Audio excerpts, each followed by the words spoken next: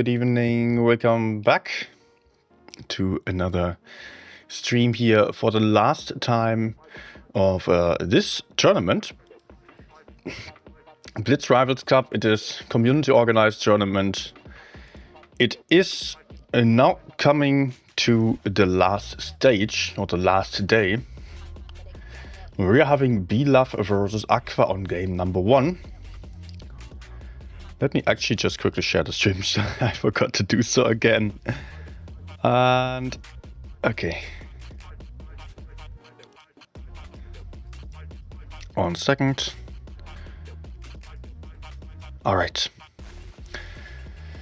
Alright, what are we about to see today? We are about to see, on the first game, as mentioned already, the teams of BLAF and Aqua. Those are in the lower bracket at this point.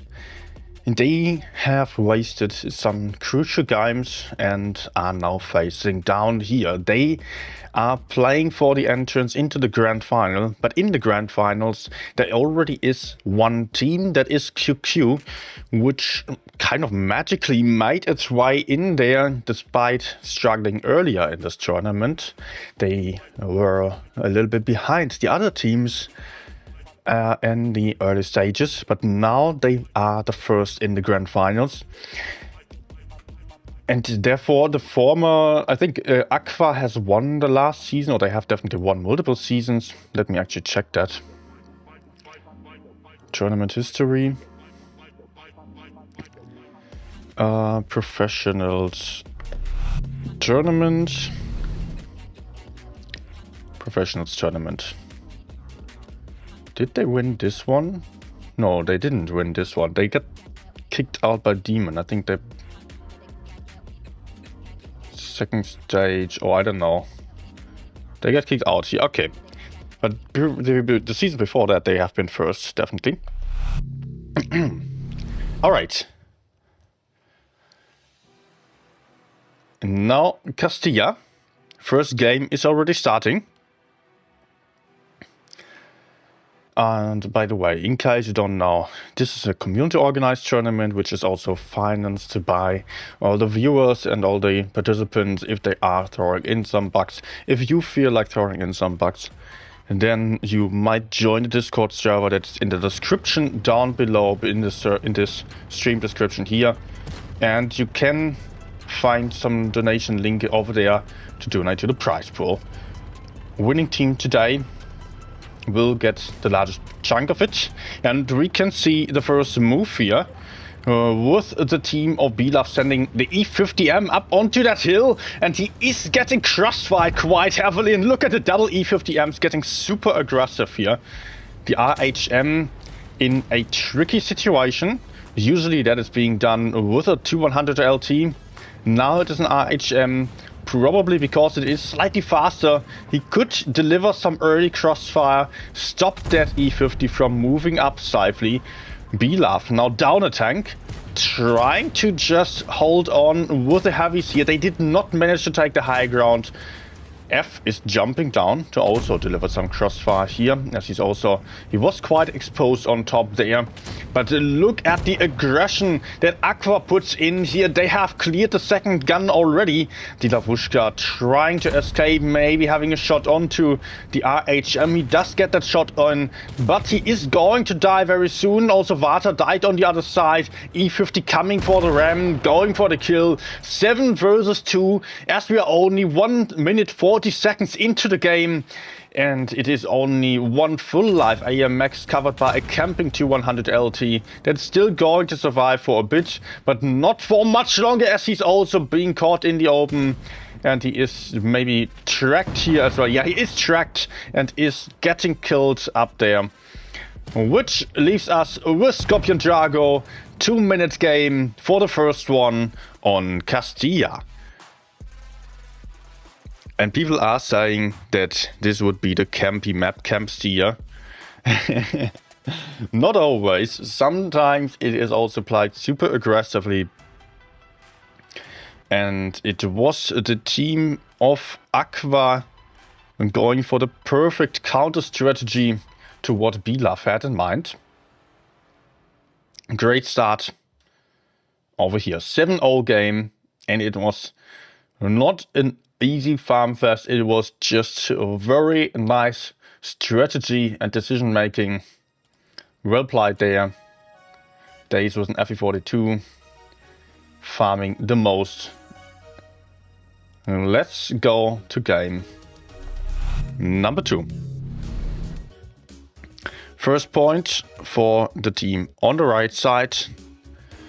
Let's lock in that score.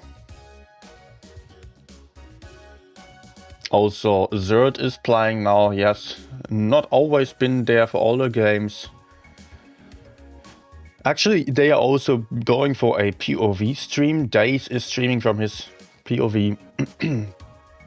That's also worth checking out later on. Always interesting to see how the communication works within the team. The lack of visibility when it comes to the opponents also is quite different. Here, of course, it's more like a random game, not what we see from above.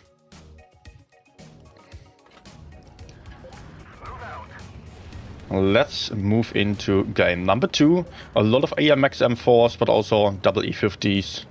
And a Chieftain on Beedlaff's side. That is a very meta lineup at the moment. On the other side, we do have some more mobility with double T100 LT. A Hori for supporting from behind. Super Conquerors. This is a bit more of a passive lineup that is supposed to just go for map control and spotting. T100 usually is being used up on this hill to spot base C. Will he be able to spot the AMX? I doubt so. But he can spot if anyone's moving into that C cap, unless it is a light tank. Oh, here we got the Hori in that corner. Oh, he got pushed up there. Hori got boosted by Days. So our Hori is now having some amazing position to overlook the A area. And quite often it happens that someone is peeking out there, especially once base A gets capped, or some enemy is moving up to that side in order to get some shots onto the medium or light tank in this case, which is Wildburger over here, who is pressuring a little bit. Just provoking the enemies to come. But he also has to be careful to not get crossfire. But Vata is spotted and gets shot by the T100. So that means the tracer shells will do its job and keep Vata spotted forever. Or at least for the next 20 seconds. The question is if he can hide for the entire time or if he will get shot repetitively by Wildburger from over there to keep him spotted. Now Vata is unspotted again. He is already a bit lower on hit points by now. Just keep in mind, if it is not about caps or kills, I mean kills do impact caps, but if it is not about the caps, then it is about the team that has done more damage to win in the end. Sometimes on Castillia we do see that kind of gameplay. Wildburger moving away, he was in a bit of a tricky situation.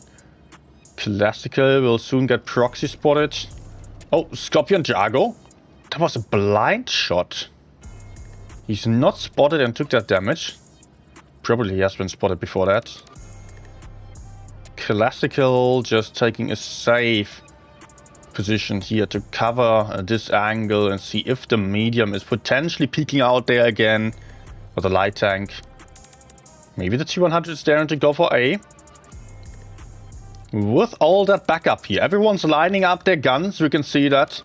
The Super Conqueror is coming closer. FVs, their Horis, they will all aim for the hill here. And see if the Chieftain is potentially pushing out. But Wildburger is currently not willing to do so. Maybe they send in the AMX M4 instead. But they have to kind of try something. As Beedlaff sent a lot of tanks to the other side. There's not a lot of information to play with for the teams on either side right now. They have not been able to spot much. Blind shot into third. A is now getting capped by Ghosty. Yeah, it is the heavy that's being sent in to be Cypher, and Psychopath Evgeny taking 700 damage. Ghosty can potentially just hide from this one tank and cap the base. More shots are coming, but failing to connect with Evgeny. Ghosty will have to adjust his position to be safe there. Does not do so right now, and is getting punished for it. He should cap on the right side to be safer. Yes, now he does it. On the other side, there is a push going on, as there are a lot of shots into the tank on A. And it is the team of Bilaf who now knows about, and that knows about the positions of Aqua in the corner. On the other side, they're doing a very smart move, pushing frontally above the hill as he gets pushed onto from behind. He will go down, but that should not bother him too much as he killed one tank on the go. He was getting pushed from behind here, moved up above the hill to get away from the push and managed to kill a tank like that. Ocean nothing. Losing a ton of hit points. Down to 750. No, to 500 hit points. Lost 750 hit points. Bilaf down one tank. Aqua down one tank. Caps in favor of Aqua now. But B has been capped by Bilaf as well. Classical is in trouble. Is a one shot and cannot escape there. I mean, maybe he can hide, but that should not really matter much. Aqua also having a lot more hit points right now. Getting another kill there. They are up 3000 hit points at this point, which is very nice for them, and they continuously get the shots in. They have much better map control, and it is basically impossible for Bilaf to push in, as they're still getting days out over here, who moved up a bit too aggressively. But Bilaf is trapped on the C side. They have merely 2.9k hit points left on the field. They have no caps anymore and are facing 7.6k hit points and 2 caps. So they have to push in, but they won't be able to do so. Classical is a one shot, but still doing good damage into Ghosty. There comes Rumpelstilzchen from behind. Shoots the AM Max with reactive armor, but Wildburger is ready to support from the other side. Ghosty turning around. Rumpelstilzchen not being able to reload and get the kill because Wildburger is there to support his teammate. 6k versus 1k hit points. 2 versus 5 right now. And only Classical, the Lavushka are still alive, who are being caught in the open and going down. Aqua winning game number 2. Strong crossfire set up here for the team of Aqua with this strategy. Just having a lot of tanks committed to base A. This is also why this spawn is generally considered better than the other, because you can play very safely over there, have a lot of eyes on the A cap, and have a lot more hills. Also, the hill that the T100 LT spotted C from, this does not exist on the other side in the same way. Hori was highly effective, 5k damage done. All the guys running into his gun. We are switching maps. And hello to everyone who just joined in. Good evening, enjoy the stream. By the way, don't forget to hit the like button and subscribe if you're new still. I'll be happy to see you back also for random streams then. But for today it is about the tournament here of Aqua versus Bilaf. First, the winner is meeting QQ. And now the next map is Naval Frontier. A map that is rather small in terms of playable area. Still, we might see some interesting strats here. Aqua playing a chieftain for once, a tank that they rarely touch. Only very few times I've seen them play this one so far. They play a batshit, also not a staple tank for this team. It's more BPS going for the batshit more often. Then double AMX or triple AMX M4 and E50M as well, FE215BE. So quite a dangerous lineup on Aqua side, rather fast, lots of damage output. Still some durability with the M4 super heavies. Then B-Love. They are not ready yet. We will still have to wait a second to see what kind of tanks they're coming up with. They are picking the whole Re now as well. The whole Re is often being chosen in this current meta for the reason of it just being able to butter through literally every other tank. It is of course not that great at pushes. Still somewhat capable with the reactive armor at that. But it is a super strong TD. Probably the strongest camping TD we've ever had, because of that insane penetration. Although, of course, Wildburger going to spot Evgeny. Blind shot incoming potentially. Nope. Although, of course, the VZTD has been absolute meta not too long ago. Just to add that to the topic of the Hori. Rumpelstilzchen. Up here, spotting the sea area. Has to be careful though. Aqua sent in one E50M into a very aggressive position in order to pressure back those guys over there. Like that, it is easily possible for Aqua to cap base C. They got the cap lead by a small margin though. Wildburger took a shot for trying to decap. Dangerous peak that was maybe unnecessary. Probably it was, as he did not decap. Oh! Double tap into the E50, no, into the IMX M4. Ghosty, lone hit points. A lot of hit points have been lost on side of Aqua already. And B-Love is capping back by C. Aqua will not be able to defend that. Aqua can only play for A now. But that is not going to be easy for them with the situation that they are in, with the positions that they are having. Alpha can win the 1v1 here. Has a better hull down position as well, but he also has to get into that A cap to stop the base. Evgeny being pressured down. Zerd is right behind here. Nice pincering maneuver. Double cap for Aqua. They got away with base B. Alpha now capping base A as well. Aqua turning things around in their favor again. And they managed to pincer one tank who did not manage to escape safely. Evgeny getting shot from above by Alpha. Zerd will be able to finish him off. Nope, not quite enough. It's a low roll there. But Alpha just jumps on top there. And that is a gun advantage to Aqua. Also, now they are leading in terms of HP again. But on the other side, we can see the push of B-Love. Ghosty one shot. So is Skeloidus. But Ghosty is more exposed over there. B-Love is able to pick him up. Go forwards here. Gun advantage to B-Love now. As they secured that crucial high ground.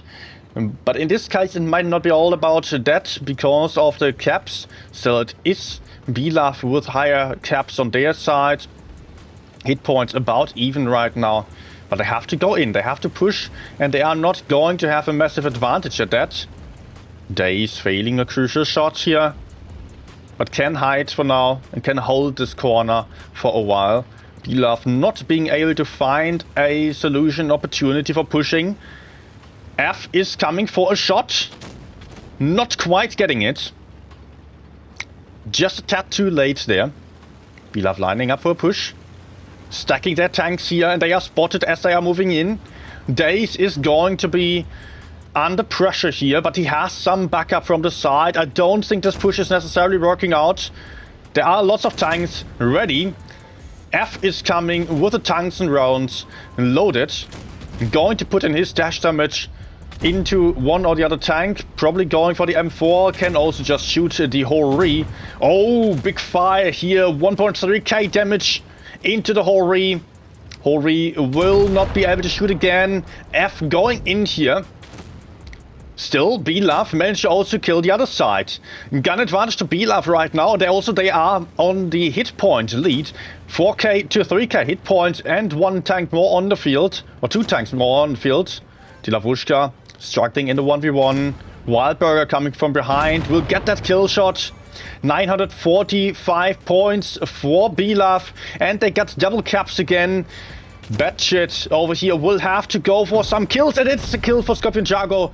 That is the chief tank going down, and it is, in the end, Belaf winning on the points. A very close game here. And it could have been possible for the team of Belaf to still win this one. For Aqua to still win this one, if they just manage up a little bit faster with that Batshit to kill the AR Max M4 right before losing their teammate, the Chieftain. That was not done on time there. Still, it was a very, very nice performance on both sides. And I am not to judge what the Batshit has been doing, if he has been more effective elsewhere. Potentially, he was not able to get any more aggressive early. Also, he failed some shots. Maybe some bad RNG involved as well. But that is actually a very, very nice outcome for this game. To have it that close always, of course, the most exciting to watch these kinds of games. Both teams definitely deserve the win on this battle. And in the end, it might have been all about one or the other little mistake. If it is that close, it could be one player failing a shot, could be about the RNG, could be about positioning, could be about aiming. Or the positioning seemed to be fine mostly. I've not seen any mistakes at least.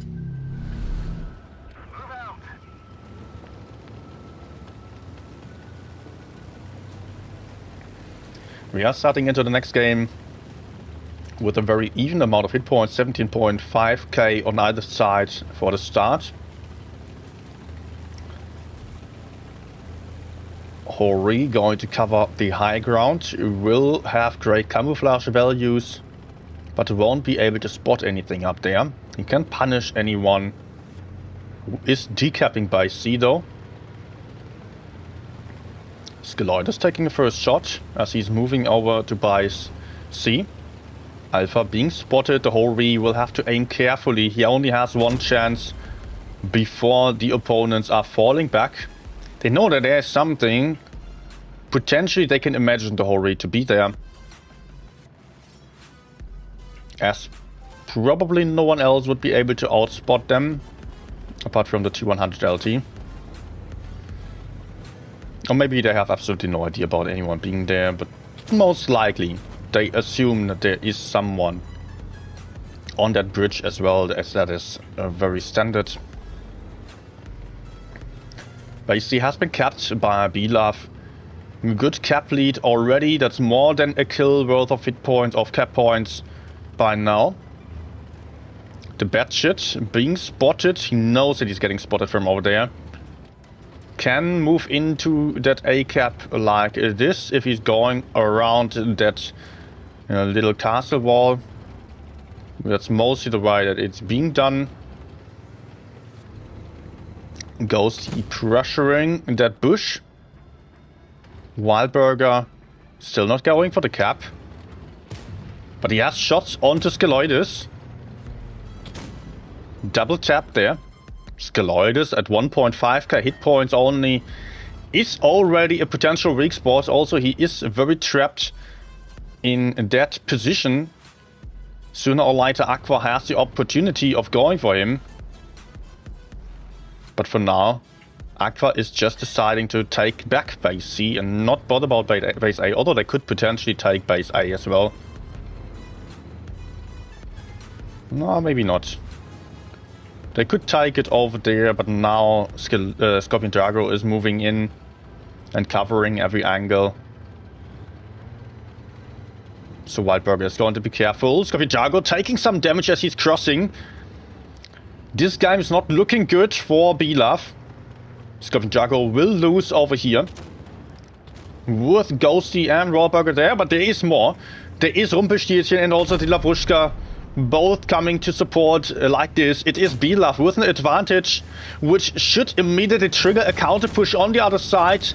Is Aqua prepared? Yes, they are already onto it. They are already pushing onto Skeloides and will get the kill quite soon. Skeloides going down there. Also, base B is being kept by Zert again, similar to last game. It will be double cap pressure against Belaf. No one died in the A push so far. Aqua actually managed to somehow get out of that. Ludmilla moving up here, maybe struggling too much. No, it is a Mouse and a Chieftain hull down. The AMX has more armor than those. 2k HP lead for Aqua. Also double caps against one. AMX hull down, but also a bit exposed. But the Mouse is getting crossfired by Batchet from the side. Wildburger being effective over there. Ocean nothing, trying to get to support. But Aqua is having some great positions now for the crossfire. Alpha putting in a shot into the Hori. And Belaf has to break out. Maybe they have an opportunity here. No, they are already low on hit points. They have overcommitted. And they have been too early. As the Mouse and the Hori were not quite able to move in just on time. Belaf now also getting pushed into the back by the Batchet, and that's the cap win for Aqua on game number 3. Well done.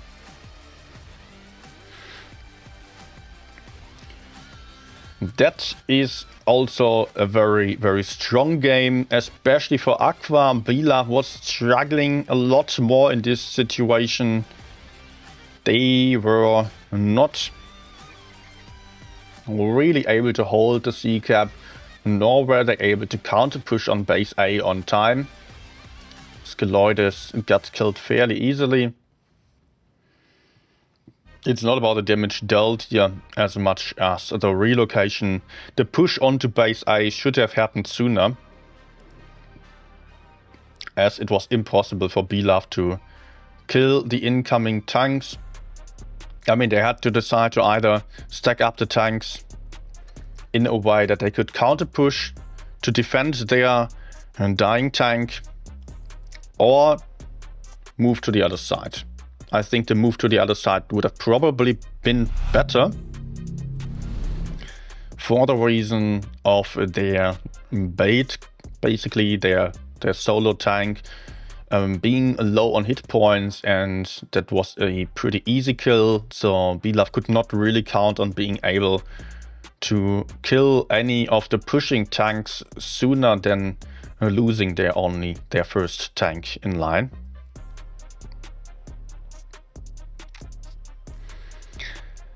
So as you're saying, would be interesting if they played on the new maps. You mean old maps?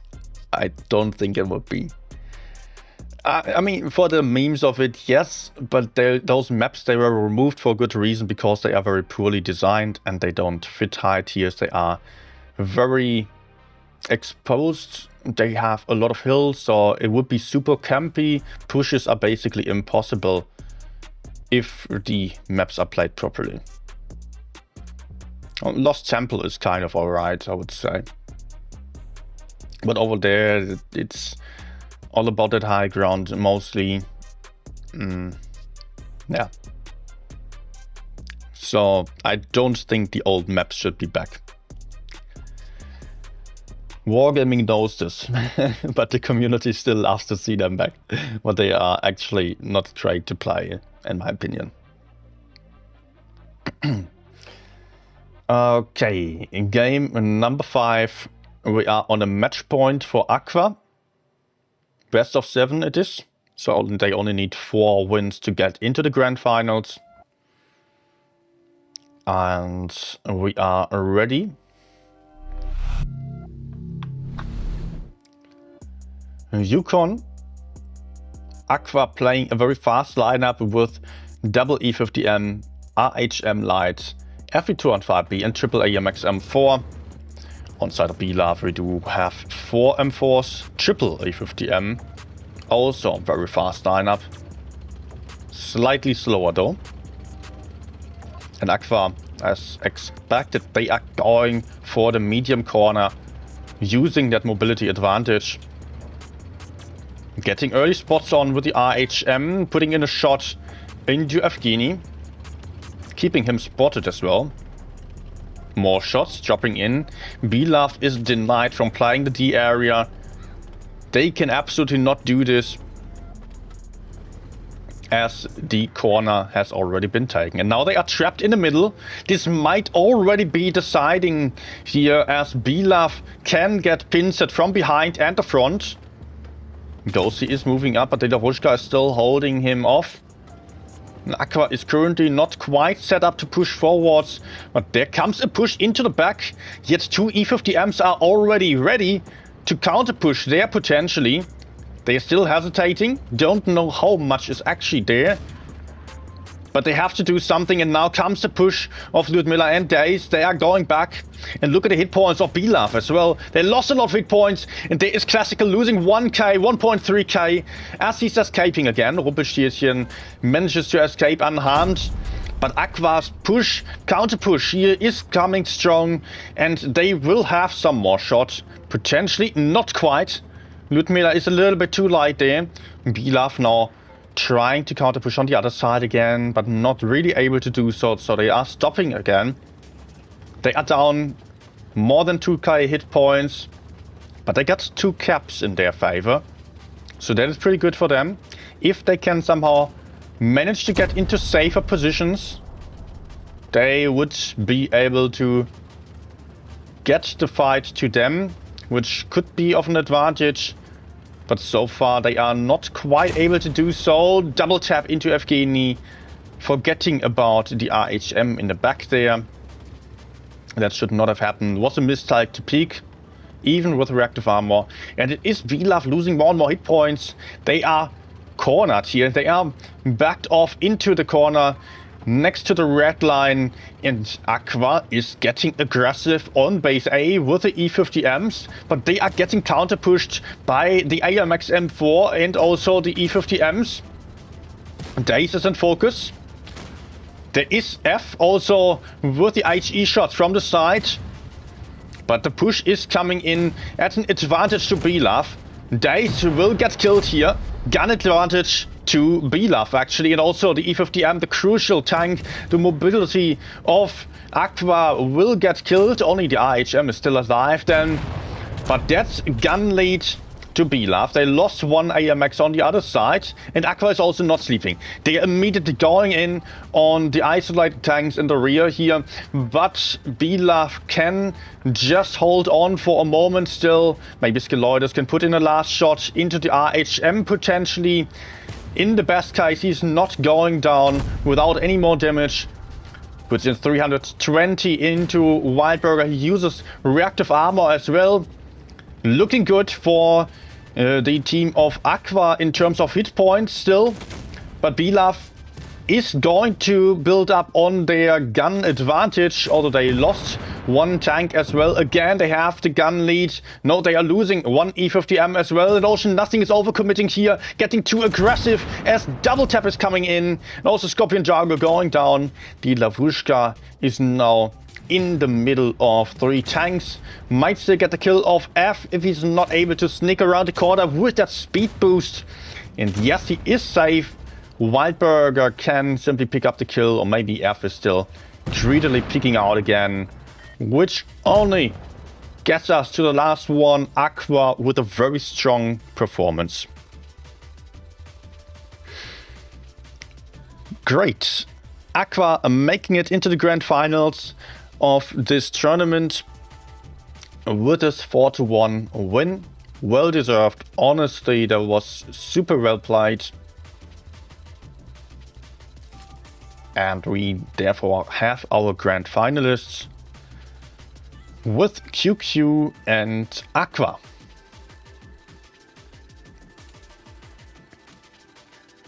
Okay, we are seeing teams leave the room. I think there will be a short break. Probably. I won't do a break. I will be here with you, waiting. And I don't know if I actually mentioned the giveaway that we're having today.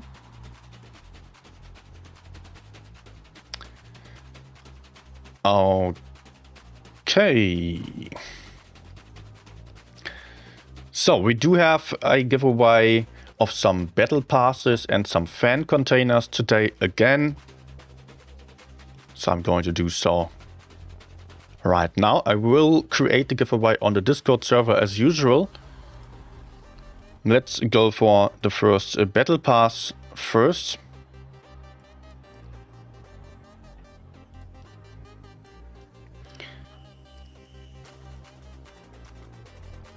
Oh. Okay, I have to try again. Sometimes the bots are not working properly.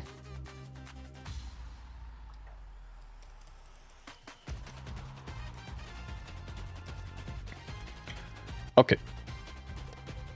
Please check out the Discord server, which is in the plentiful links here in the chat posted by the Nightbot, are also on the pinned message above.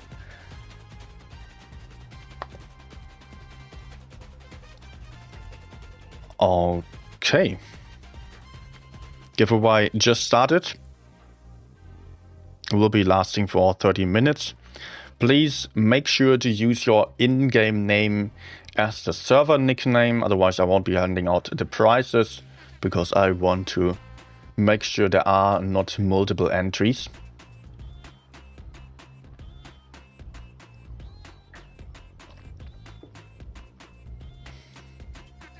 Also keep in mind that there won't be any compensation. So don't apply if you are already having the battle pass. Unless you could also get it for next month, probably. That would also be possible. I think I can play a random game, as teams are having a bit of time to prepare.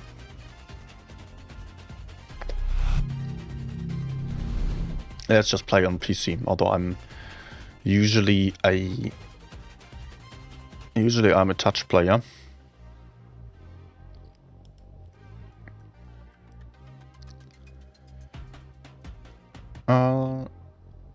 Yeah, Maurice was just asking. Yeah, giveaways I usually do on that Discord server makes it a bit easier for me, although YouTube algorithm wise it's worse to do so. But I want to reward mostly those who are sticking around with this community. Ah. Okay, this kind of sucks. Nice.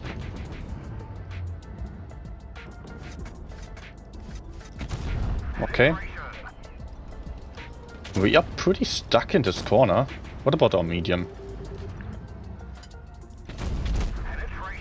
Medium's over there instead of GG.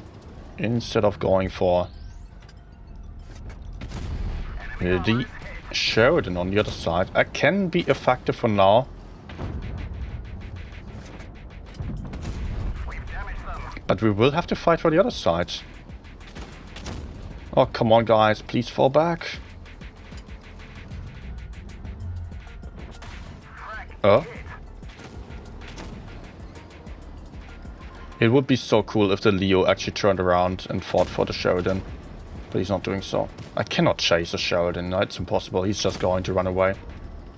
Like, this game is still lost, honestly. The Leo is going to die. XM is going to die. FV is dying to the Sheridan.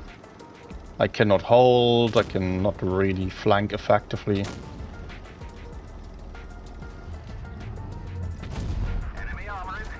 Okay, they're all coming back already. No! Shit. I'm starting to sing. Okay, dude.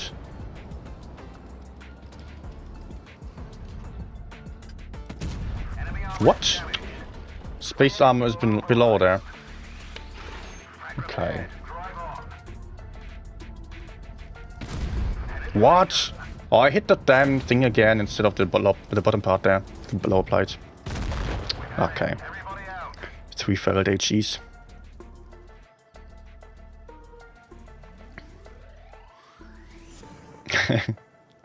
Jensen saying, often wondered what a 77 looked like while we've been planting AFKs galore on my teams. That's why I got this t-shirt. Got a 1 versus 13. 7 enemies and 6 teammates all play against against 1. By the way, it's available in the shop as well. Okay, games are not starting yet.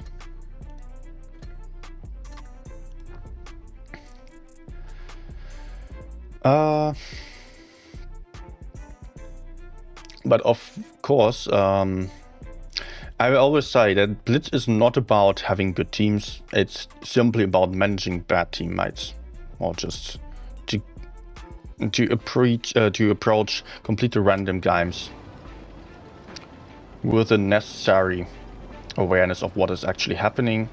So you need to adjust to bad teams. Basically, how do you win and deal damage despite bad teams? That's the core of Blitz. And in the end, the enemies are just as bad, so you are not losing much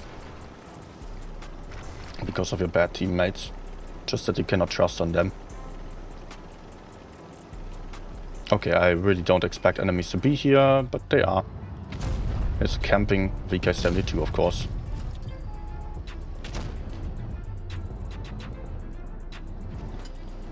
I kind of want to go forwards.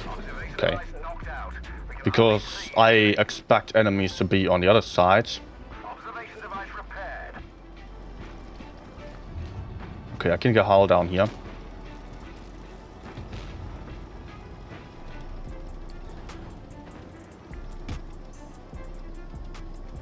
Just not push forwards.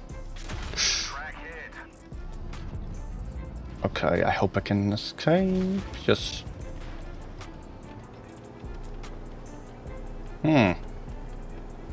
Okay, enemies are not sleeping. We are losing the rear now, and I cannot push forwards. Ah, this sucks. We are currently losing. Enemy armor is hit.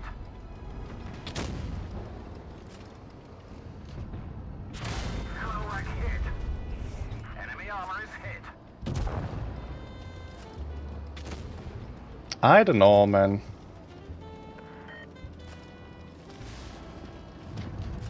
Looks really bad to us. I cannot pen him. I need to get rid of the mediums. If somehow possible. It won't be. I cannot win against them on my own. The teammates are already dead. Oh my gosh, okay, that's my PC aim. As I'm used to auto aim on touch. Can I actually HE him? Yes.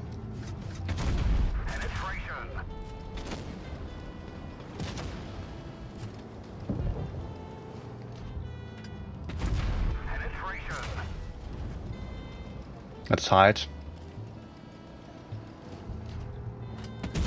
Enemy armor is hit. Bail out. This vehicle has had it. GG team.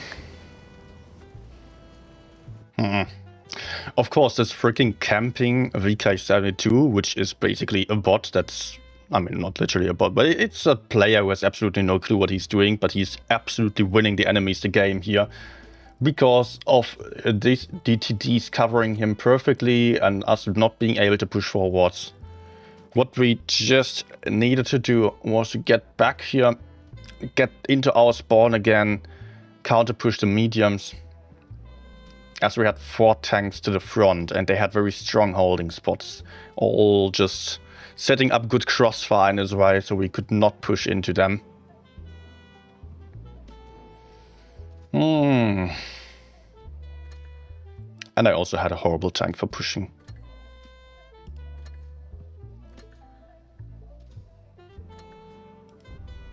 Do I still play one more?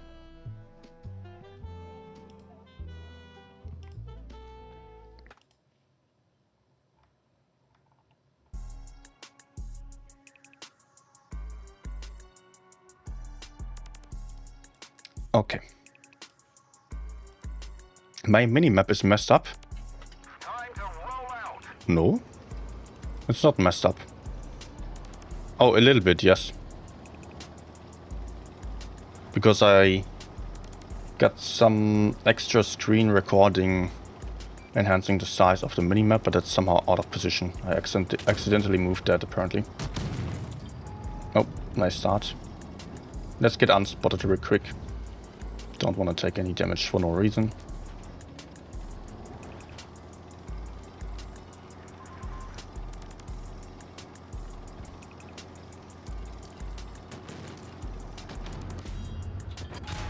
Oh, okay. Okay. That's 1k lost to camping heavies.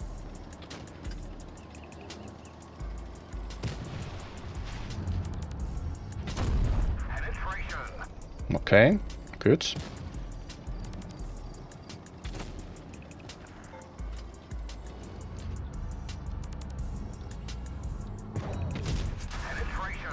Ah, you won getting me.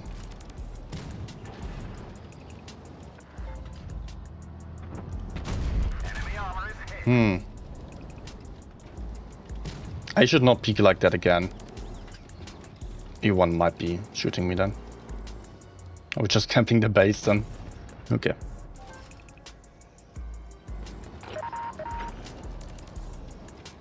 They also have the T-30.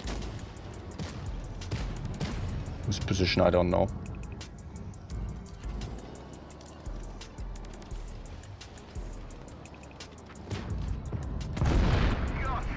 Good.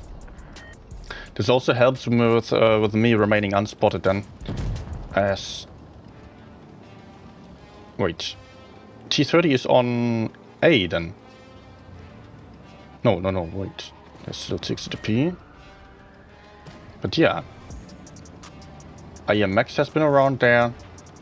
Then T-30 is on A, capping the base. Definitely helping him win.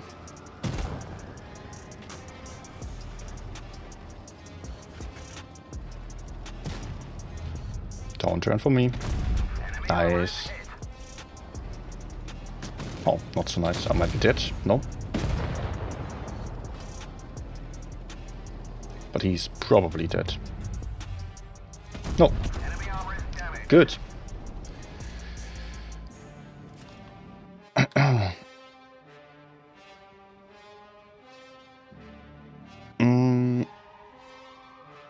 Maurice asking, I read on giveaways channel only. If a server nick equals in-game name, how do I show this is one and only one entry, not a duplicate? You don't show this, I see this. I do see the entries.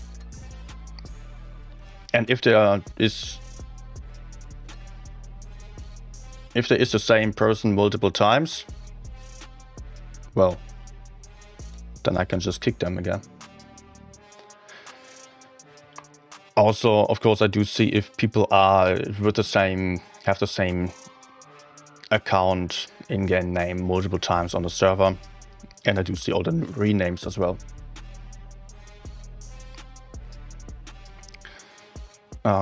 Yeah.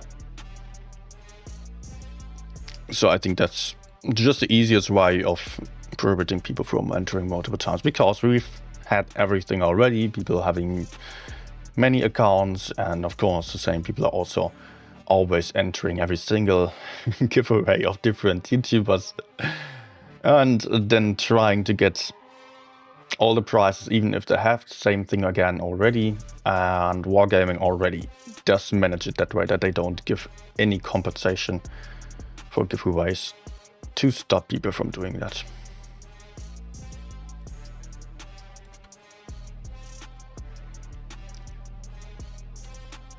Okay.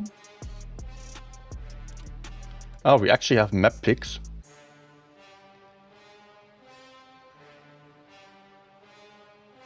Usually it is being done... I don't know if they picked. Probably. Usually that's being done in the way that one team picks the map. I mean, they both have a list of maps and that they want to play and don't want to play. And then one team picks the map, the other one can pick the spawn.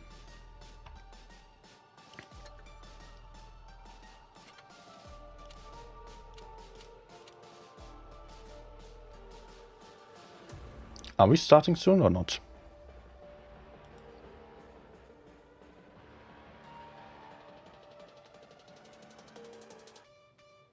Let me quickly ask that.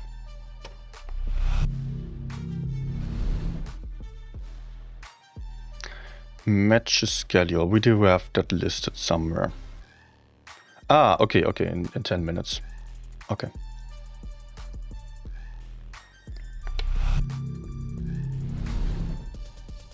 Then I can continue.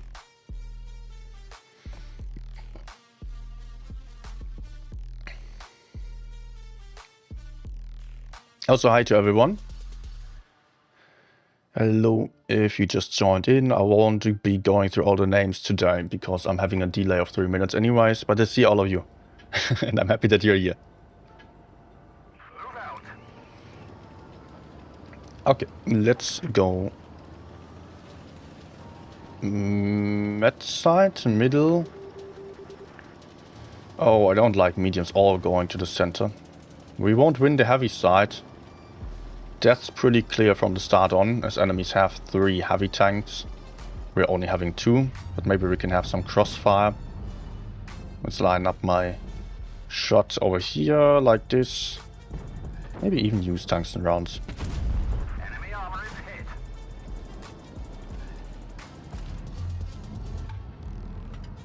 Nah. Frag. Nice. Enemy armor is damaged.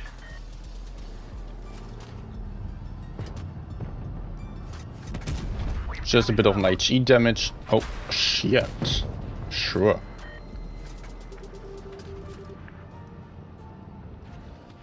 Okay, I'm not in a good position like this.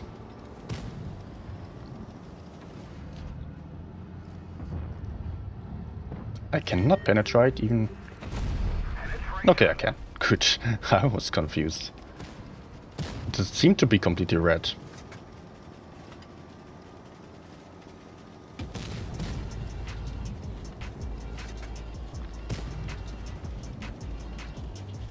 What I would like to do is actually push forwards onto the gorilla. Or maybe shoot him as he's not expecting me. But he kind of is. I can still outright the Leo, potentially. And continue.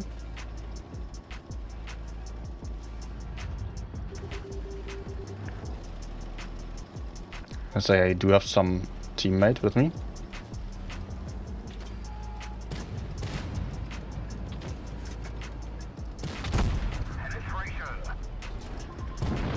Okay. Next. Ah. Nice.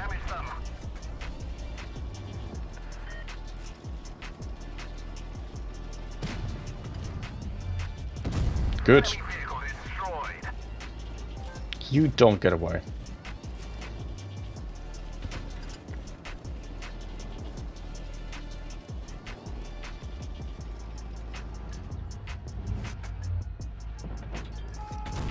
Okay. Enemy armor destroyed. Just an AP kill. Maybe I could just stay right now. No, freaking rock.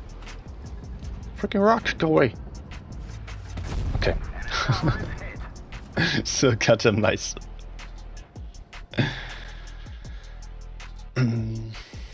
Yes, Maurice, I do mean on the Discord server.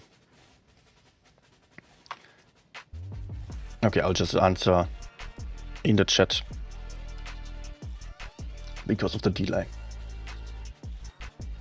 In-game name has to equal the server nickname. That's quite easy to edit the server nickname to your in-game name. Good, I can go back into the room. Now people should be dropping in. I'll still have to hide that for a moment,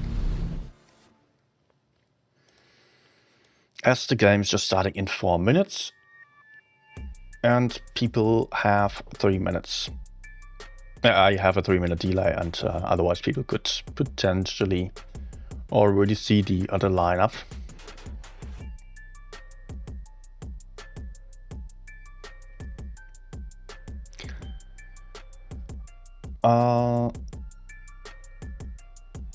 Okay.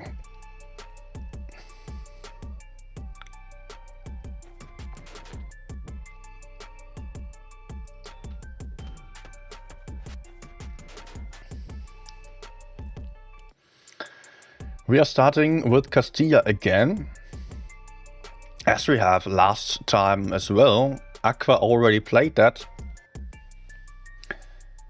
The question is if they are brave enough to play the exact same strategy again, or if they prepared a second strat. Most likely they have. Yes, it is pretty sure that QQ will have seen the games that were on stream earlier.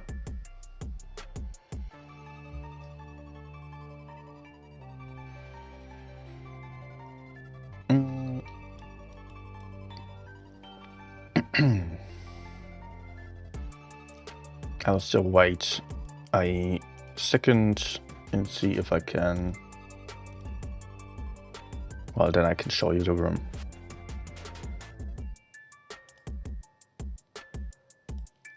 Can I actually get ATAC containers for gold? Yes, I can. Okay. Oh. Ah, okay. I still have that in the garage. Ah, okay. Okay, never mind then. Because I was testing it. I have to notify them. I have to tell Wargaming that there's a mistake.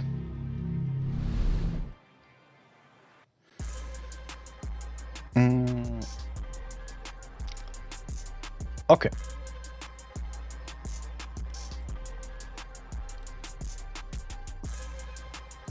We are getting to the game number 1 on Castillia, with the teams QQ and Aqua facing each other in the grand finals.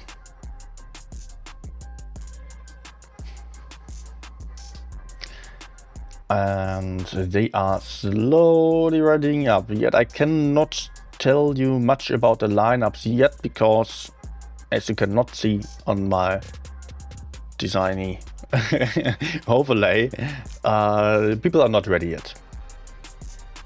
So they are still discussing what to go for.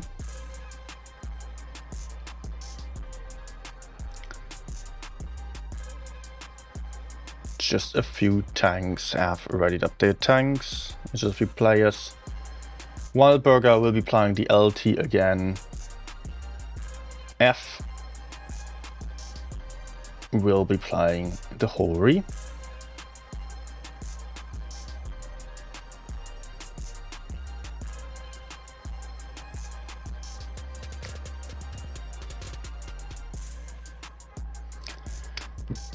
Apart from that, we don't know yet.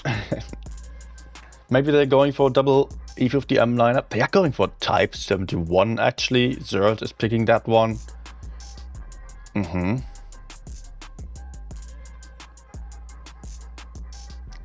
Otherwise, We do not know.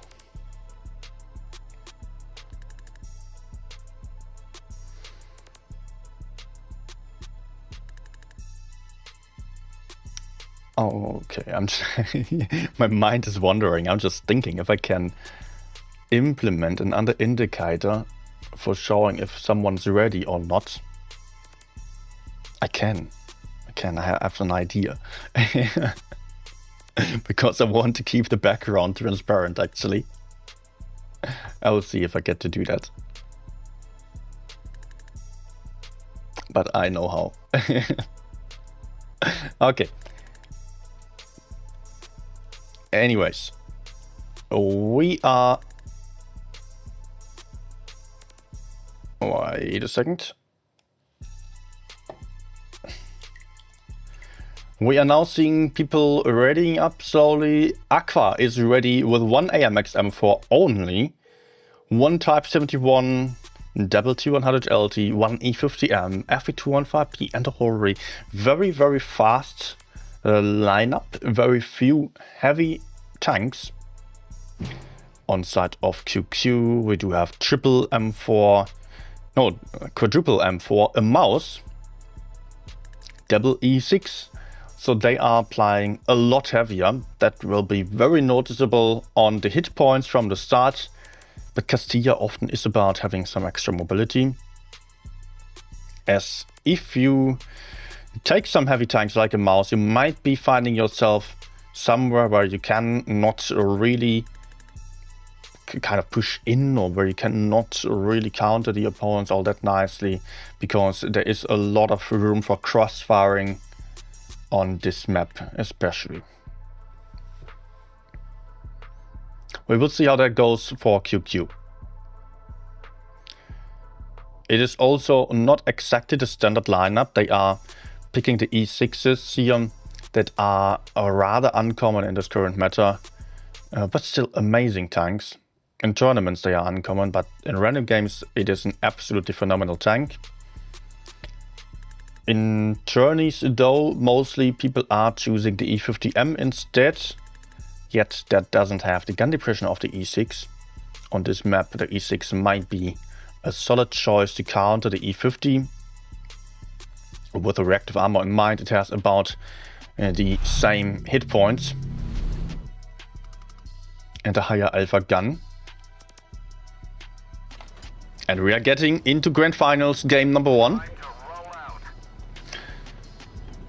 Let's check out the Aqua strat. Probably they're going for a climb with a light tank. Dice spotting by C from that hill over there. That's his move. Wildburger spotting the A side. QQ all going for base A right now. Some tanks probably going to be on base B as well. Irie already spotted. Jungle's Cork also spotted. Wildburger put in a nice shot there. Is playing a dangerous game. There is someone aiming for his side. No, not exactly having shots. Ooh. Ari almost hitting the 200. Wildburger keeping the AMX spotted there. But the E6 is approaching. On the other side, we've got the same thing again. We've got the Horry in the corner. We've got the FE215B over there, Ludmilla and the E50M, which previously has been a Super Conqueror, I believe. But basically it's the same. The 200 getting aggressive, trying to bait the opponent to do a move towards him. If the E6 dares to pressure the T100, he will get shot. Yeah, he's getting spotted. Horry in action soon. Horry putting in 600 damage. Reloading immediately with that adrenaline loaded. The E50M failing his shot though. Now Ari is coming to put in a good shot into the E50M. On the other side, we do see that the mouse lost some hit points. QQ is pushing in on Ghosty. This is a crucial push here for QQ. They are moving in with 3 AMX M4s. The E50M is focus 5 over there. That tank has the damage output. He has to die. Same as the Horry. So the AMXs are simply ignoring the M4, switching focus fire, taking out that E50M already. Well done here. But now the F is still full life. And he can still put out quite some damage. Ghost Yachts going down. Gun advantage by 2 guns for QQ as they are just losing the first one. The mouse on the other side is going down. But that's the mouse. He was supposed to die. Still, hit points are neck and neck. 2 guns down on either side. QQ was starting with more hit points. Now it might be up to having either the tanks with more DPM on the field or the tanks with more reactive armor. Irie taking a beating for 1.5k damage or 1050 damage. The F is still quite healthy with his Hori, still puts out another shot. The M4 still gets the shot in, there goes the Hori finally. It is suddenly again a gun advantage. Actually, it is a gun advantage for QQ. Again, the guns are even. Alpha is counter pushing onto the M4, trying to get that one shot potentially. No, he put in his HE into Sneer, who is using reactive armor, but too light, putting Alpha down to one-shot. Alpha going down. The M4 still surviving here. 3 versus 3. Zert is able to put out another shot. The T100 supporting from above. 3 versus 2. And this game is going to be going for Aqua, as they have that very healthy T100 on the hill. So Krim has hit points, but he cannot get to clear the one-shots and then, or the low hit point tanks here, without getting farmed by the LT. Daze can still sit there. Also, Wildburger is moving up to put in crossfire. Wildburger got spotted, but it won't be possible to get Wildburger out. If that happened, Krim would still have to win against a healthier tank of higher DPM, higher view range, better mobility. Without caps, that is simply impossible.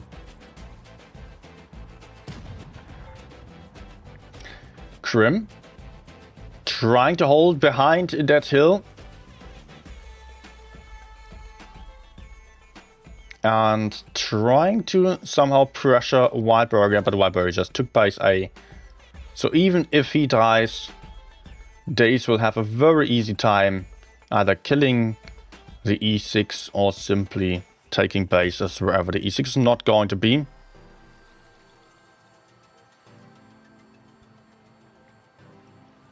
Krim moving into the A-cap though. Getting shot for 400 damage with a big HE into his butt. Wildburger coming from above. Still greedy for that kill shot. Gets it. Aqua winning game number 1 despite a good push by the team of QQ. Nice approach to move in from behind. Pincer those tanks on that hill. Yeah, that was not enough. And Daze was just having a very happy time. 5.5k damage farming. Oh, my game is lagging. Red card for him. 1-0 for Aqua.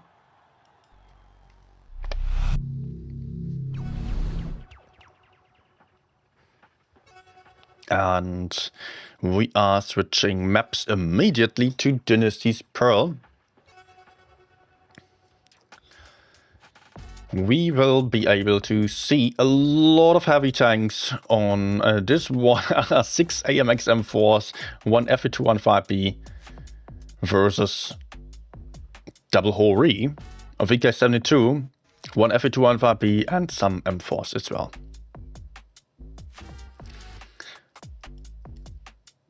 Interesting lineup by Aqua. I can already see why it is being chosen, or they are being chosen. The Horis, I mean, because they can outspot any heavies going towards this road here. But they are not sending the Horis over there, which is usually being done. 3. Number 1 aiming for C. Number 2 aiming for the B lane. Good hit point lead by QQ. But they are losing it quickly with moves like that. The VK72 has put out a big shot into 1480 already. Sneer also lost some HP. But base B has been taken. Base C is about to be taken. 2Q is quite confident with their HP lead and also having more tanks with reactive armor. So that they are daring to play aggressively for the caps. But they are taking a lot of damage, moving in and out. Alpha also put in another shot into 1480. He can maybe get around the corner. Yes, he is around the corner. In safety again. But double caps to none. And Aqua is forced to push in now with a armor and hit point disadvantage. Now it is Aqua with the HP lead. No, actually they lost it. They lost it. For a moment I thought Aqua was going to get the HP lead with these shots onto Sneer. Aqua setting themselves up for a holding position right now before they can decide what to do. Ghosty is pressuring the enemy spawn a little bit, but there is 1480 covering Sneer. As soon as Ghosty is turning around, 1480 is going to peek out as well. He is doing nonetheless. Out-traded. 1480 took more damage. Also has less hit points, therefore, relatively speaking, a much better trade for Ghosty. The Hori is trying to move in now, but Sneer is still there. And now the Hori is in bad crossfire. Also, another M4 put in some shots. The Hori now has an AMX right behind. He's not going to be happy about that. Might take some HE shots into his back. It's already down to a one-shot. I think this push of Aqua might be failing hard. Hori is out of the fight. That's the big issue with the Hori. They are good tanks for holding, but for pushing, they are not as durable. That's simply it about it. It is QQ with a good hit point lead. Also a good cap lead. They might only need one more kill. They got another kill. They are getting closer to 1k points, and they got one more kill on this flank, allowing QQ to win game number 1. Just a bit too dangerous of a lineup for Aqua. A bit too... yeah, just too weak there, too light. So the QQ could simply move in with everything that they had, and they could simply take the map control, cap control. They had the hit points. They did not have to be too afraid.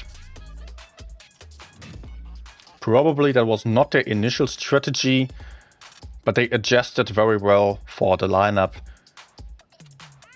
That was a good game for QQ, for sure. 1-1 in this best of 9, so 5 points will be needed to make it today. Jomunganda asking why Daze didn't push E6 on Castillia still. Daze had some good shots, and you could see there was a type over there which was low on hit points, and Daze was to the left side. And the E6 did not know that the LT was there. Maybe he did know. Yeah, he did know that the LT was there. The E6 could not get the LT. He could only get the Type 71. So it was very obvious that the E6 was going to push forwards, trying to get that one low hit point tank out of the fight. In the meantime, Daze could just happily sit there and put in some free shots. And free shots in this kind of situation are just better than getting too close, because he can just rack up the damage and then go in afterwards, after the enemy is low on HP already.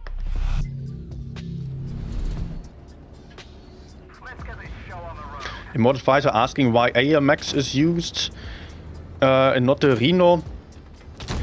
The big difference there is that the AMX M4s have reactive armor and they have 2750 hit points. The Rhino has like 2500 something. And if you are using reactive armor, your damage taken will be decreased by 27%, which is effectively the same as if you had 27% more hit points. Hence, an ALMax is much better at pushing. A Rhino can be good at out-trading, but if you shoot a full clip with a Rhino Toronto into an ALMax, that is just 600 damage. Reactive armor being used. And then the M4 has still 2100 hit points and does have the higher alpha, does have more armor to begin with. In tournaments, it's all about focus firing, and there is where reactive armor is super relevant. In randoms, not as much. In randoms, it's more about the damage output. In tourneys, about having mobility and survivability. Mainly the survivability aspect is the key ingredient. Oh, the T100 getting blind shot for 540. That was nasty. QQ has base C, but they have to go for a passive holding strategy now. The T100 is maybe getting a bit too aggressive. Aqua also applying a mouse this time. Maybe the T100 is trying to sneak into base B. No, he's trying to spot. And that won't be good for him if he's staying there. Although the T100 remains unspotted, surprisingly. Sneer is daring to go into base B. He's trying to cover the T100, who will be sitting right behind and capping the base. Sneer will take a lot of damage, but maybe that is worth it, as the T100 can get that cap. He cannot get decapped as long as Sneer is taking but that HE into the T100. The T100 should be turning. No, he's not. They are getting out there, and that was a bad idea like this. Too many tanks coming at them. A lot of hit points lost for no advantage. Now Alpha is sneaking up from behind and putting in some shots. Or will soon have shots into Sneer. Also the T100 is very exposed there. Cannot hold properly. Does not have any armor. Aqua going full in. They are also capping base B. QQ at the same time trying to counter push into the enemy spawn. They want to get the Hori out. But the Hori is falling back. He can get into that ditch down there. Can try to survive for a long time and still put out shots. It will be too hard to get him. So QQ is just farming that mouse, and that's not good. Again, the mouse is meant to die. It's meant to absorb the damage. That's why the mouse is being chosen. And farming it will just take far too long. In the meantime, Aqua is a lot more aggressive on the other side, a lot more effective, as they are shooting down weaker tanks that have less armor, less hit points. And that's the win for Aqua on this game already, with 7 tanks still alive, double caps on their side, and 2 tanks only remaining on the side of QQ. A bit of a tactical error by QQ to have that little map control. And they just had no one holding their spawn properly. No heavy tanks over there who could maybe pressure back the opponents a little bit, so that the light tanks could be effective at using their gun. And the LT was still spotting the spawn, but could not hold it for sure.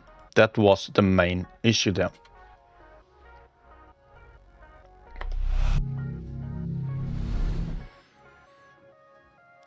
2-1 for Aqua.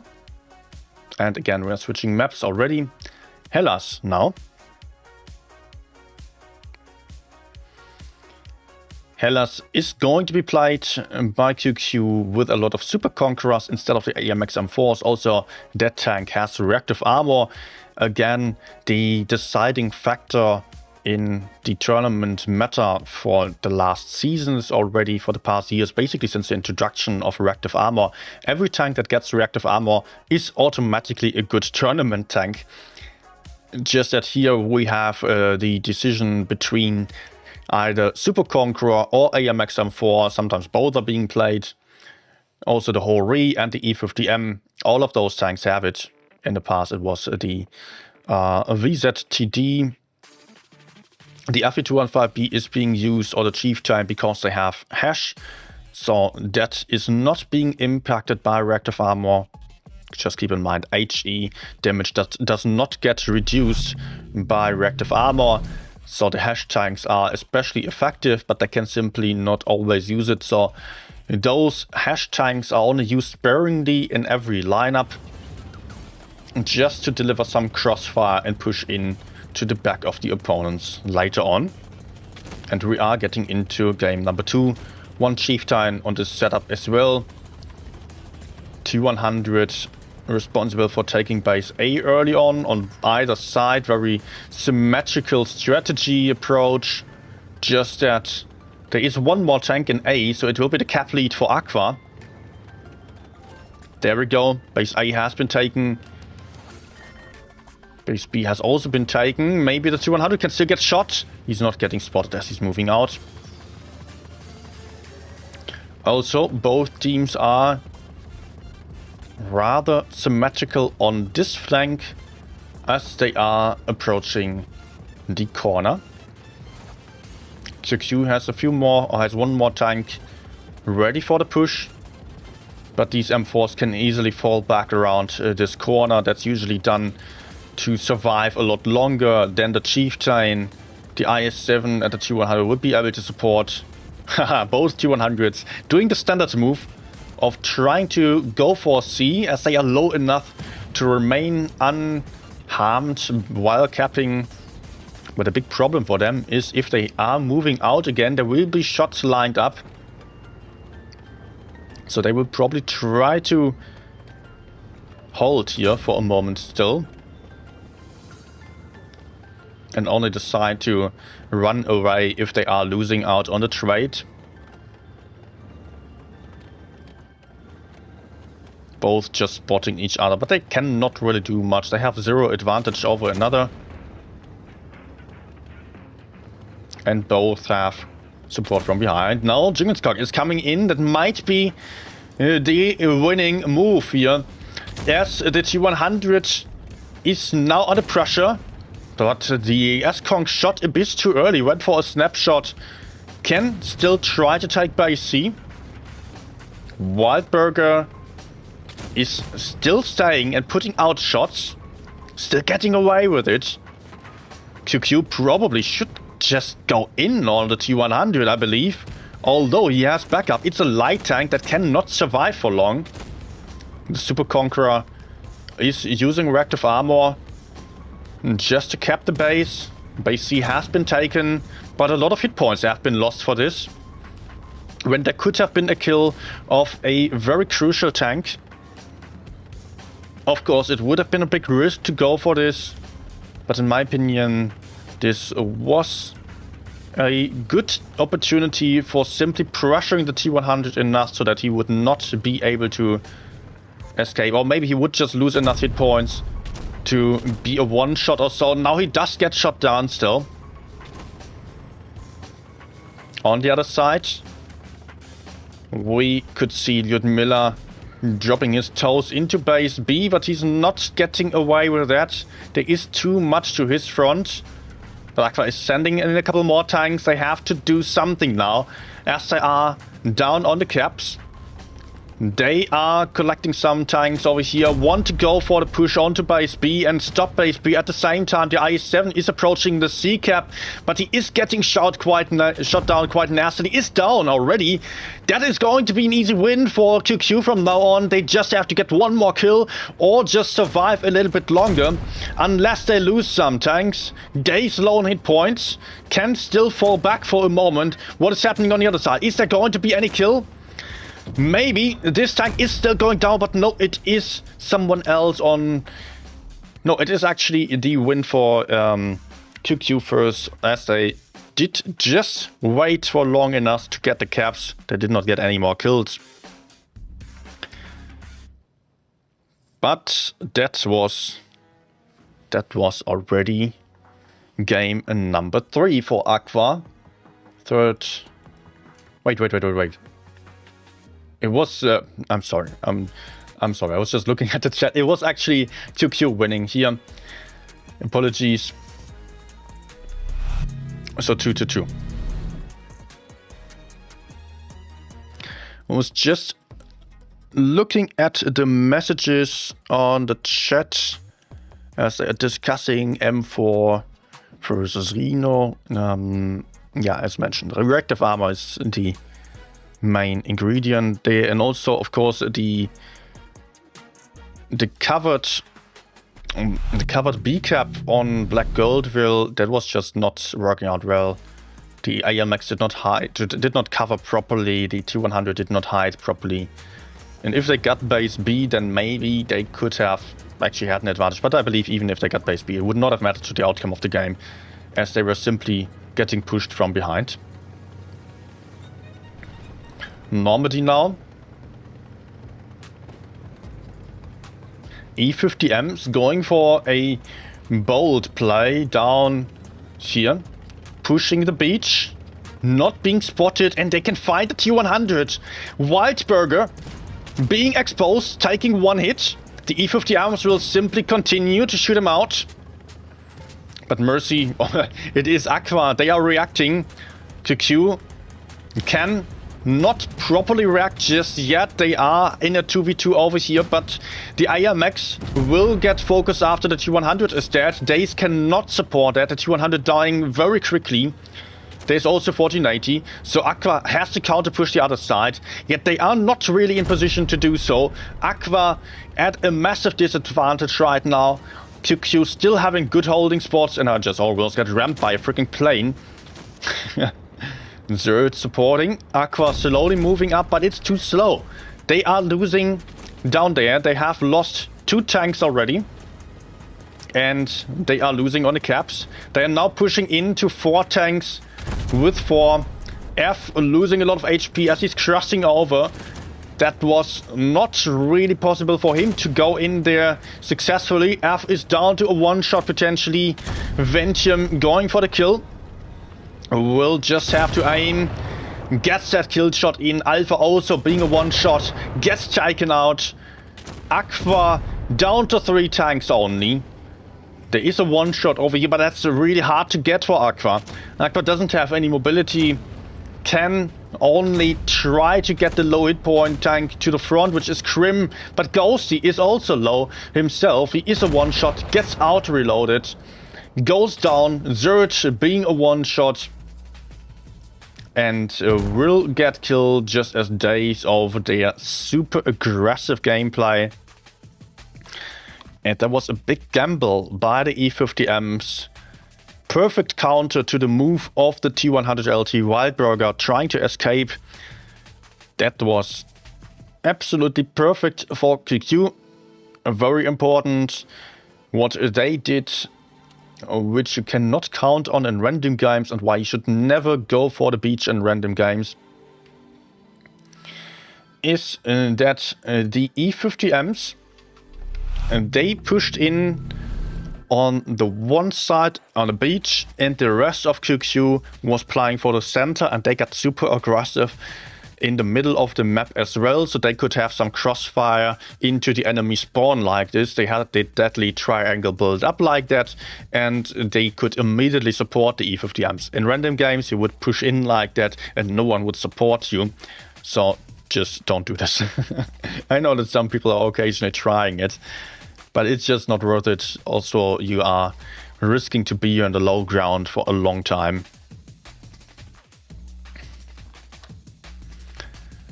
Okay. Next game is on Port Bay. No match point yet, because we are in a best of 9.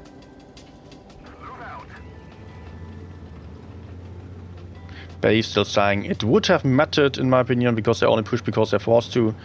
Aqua did not push because they were forced to. They pushed because they had an opportunity on Black Goldville. Mostly it is the case for top 4 teams that they are pushing whenever they can and not basing it that much on the caps. Because caps can change quickly as the hit points of a tank like the T-100 LT, who gets shot by Krim from the back and also Ari. Wildburger down to 950 hit points. Way too aggressive. Ghosty and Ludmilla are approaching the seaside nonetheless. Ari will have some crossfire there. T-100 unspotted so far. Does not try to shoot, as he's aware that he will lose on the trade as long as he's exposed. He's still holding. Base A is being capped.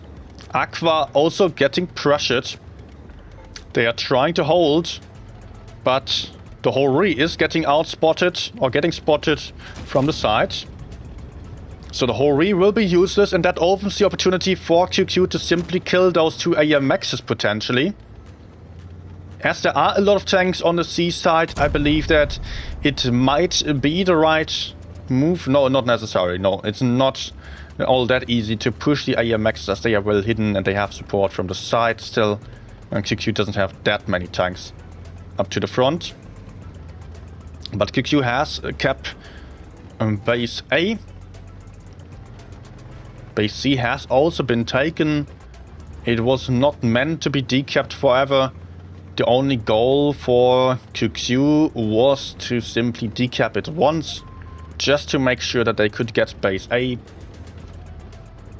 And they got a good lead in terms of caps on this game right now. Still about a 1 kill is only needed to turn things around.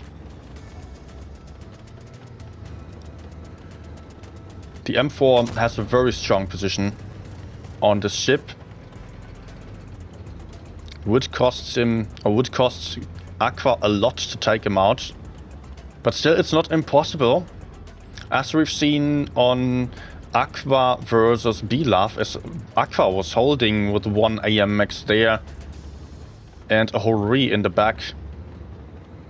And they were not able to trade effectively. They lost the M4 and lost 2 points afterwards, as one more tank just got killed.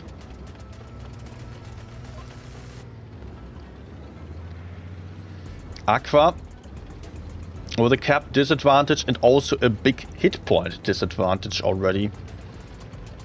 I have not seen how Ludmilla lost his hit points. Was probably unnecessary because he was not going in aggressively, so he was over-peaking somewhere.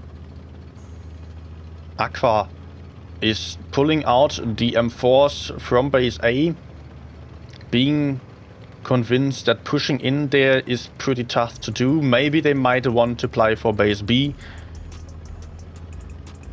but there is QQ set up there.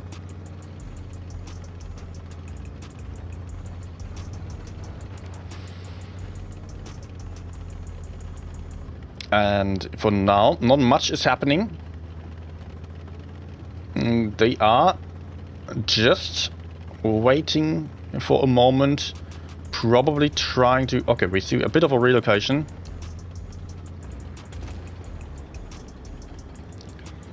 The Askonk and AMX are going to push despawn here, while other tanks are then potentially making their way into base B or base A, but I think that Aqua is not having the hit points, nor the tanks capable of doing so. Oh, nice crossfire onto Krim. Also the T-100 LT getting tagged there by Wildburger, which is crucial, so Irie is perma-spotted. Another nice shot. Good crossfire and map control by the Aqua team, and QQ is running around like chicken right now. Just trying to counter push here, but not exactly committing to it. And they are losing a lot of hit points. Aqua still having shots from the side, and the longer QQ is waiting, the harder it will be to counter push. But they have 4 tanks ready to push too.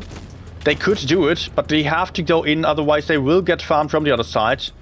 Wildburger has to escape there, as he's getting pressured now by the T-100. Waited a bit too long, maybe he got tracked there. Wildburger will go down. No, it is a nice shot by the whole Re into Irie. So Wildburger can win this 1v1. There has been Krim dying on the other side, and also Sneer. B has been taken. Aqua now on the cap lead. Can win this.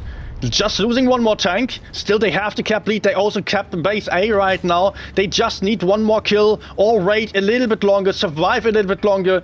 They don't need to kill anymore, even though they would get it. Irie is also getting killed.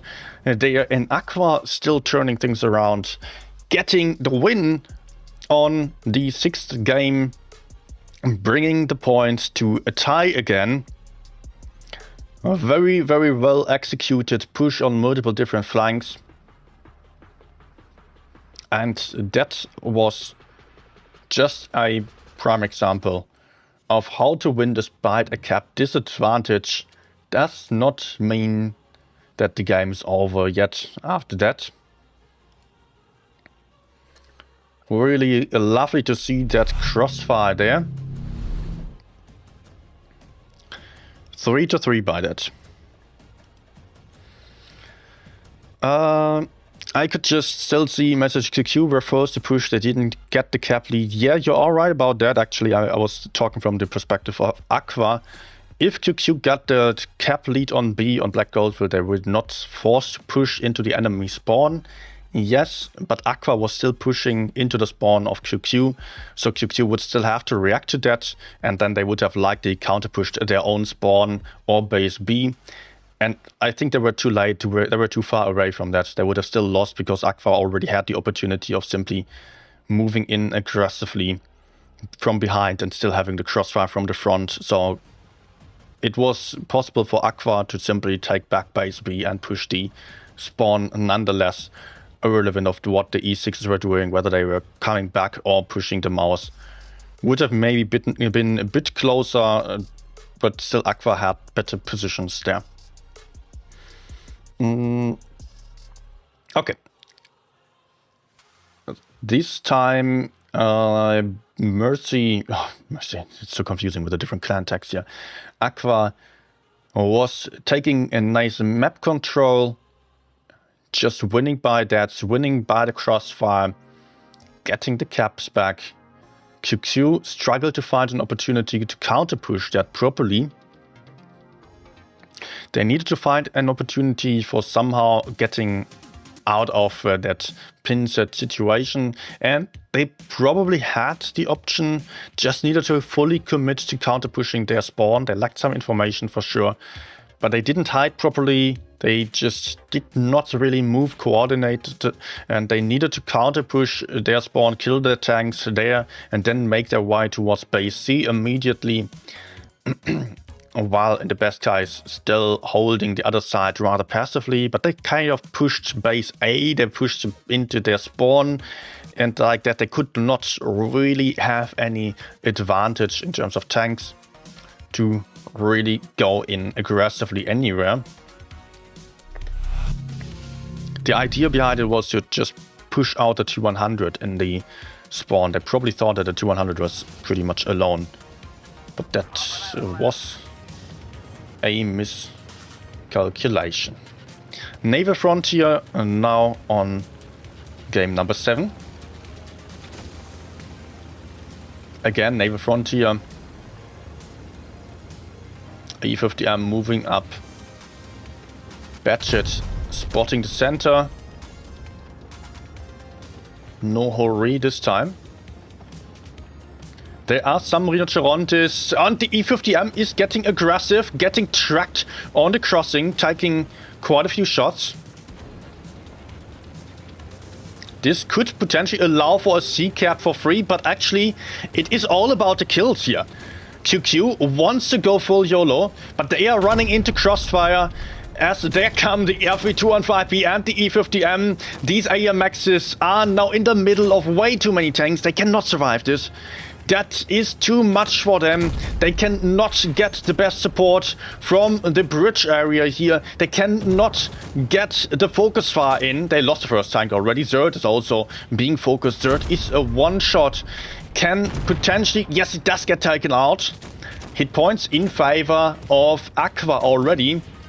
And now these two AMXs are still exposed. Can get taken out. That's an armor rack included. Yet it doesn't really matter all that much because there's so many guns available for Aqua that they can simply pick up tanks one after another. They don't have to prioritize much as they really have the easy focus firing targets right up front. QQ highly overestimating their chances with this push. The E50M also being a one-shot.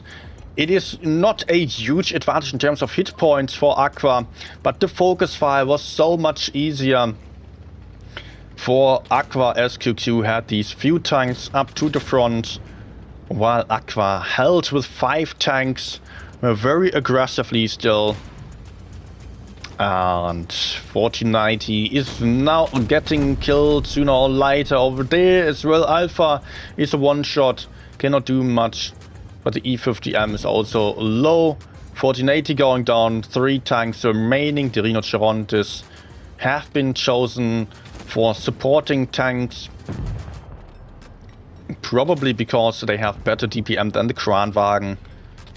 They wanted some Clipper tanks to simply shoot out these over there. But I don't think... I mean, the Rhinocerontes were not a problem. Definitely not. It's been all about... the M4s just moving too far. If the M4 stopped a bit further behind, then they would just not have been in the middle of all those tanks. They could have still crossfired the M4s to the front.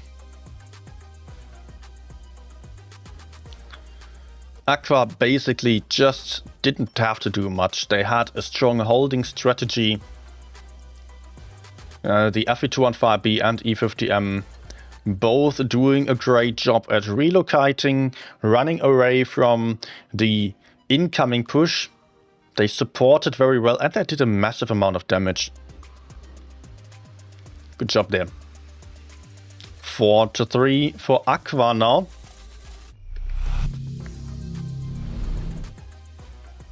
So it is a match point.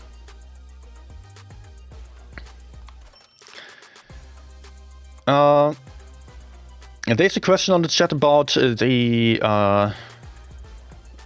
the numbers on beside the names. The numbers are a new score system from YouTube.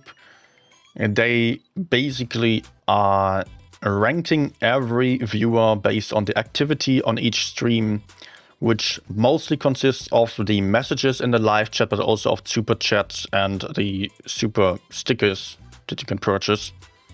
So if you throw in money, you will also rank higher there. But mostly it's about counting how many messages you've written. About the giveaway, Rock'n'Roller, congratulations. Yeah, please send me your in-game name and ID. I will tag every winner later on again anyways. But yeah, please just send me a PM with the in-game name, ID and server as well. And to those who did not win anything, there will still be another battle pass for giveaway and some fan containers in just a bit. Faust now for the match point of Aqua. I always like Faust for the tiebreaker match point because this map has a lot of opportunities for different strategies. It is requiring a lot of tactical knowledge to play this properly, as it's also a 4-cap map.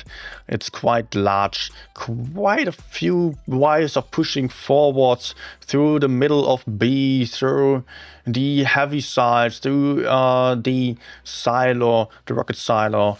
On the A side you can push. Lots of ways of baiting, pushing, capping bases, doing stuff here.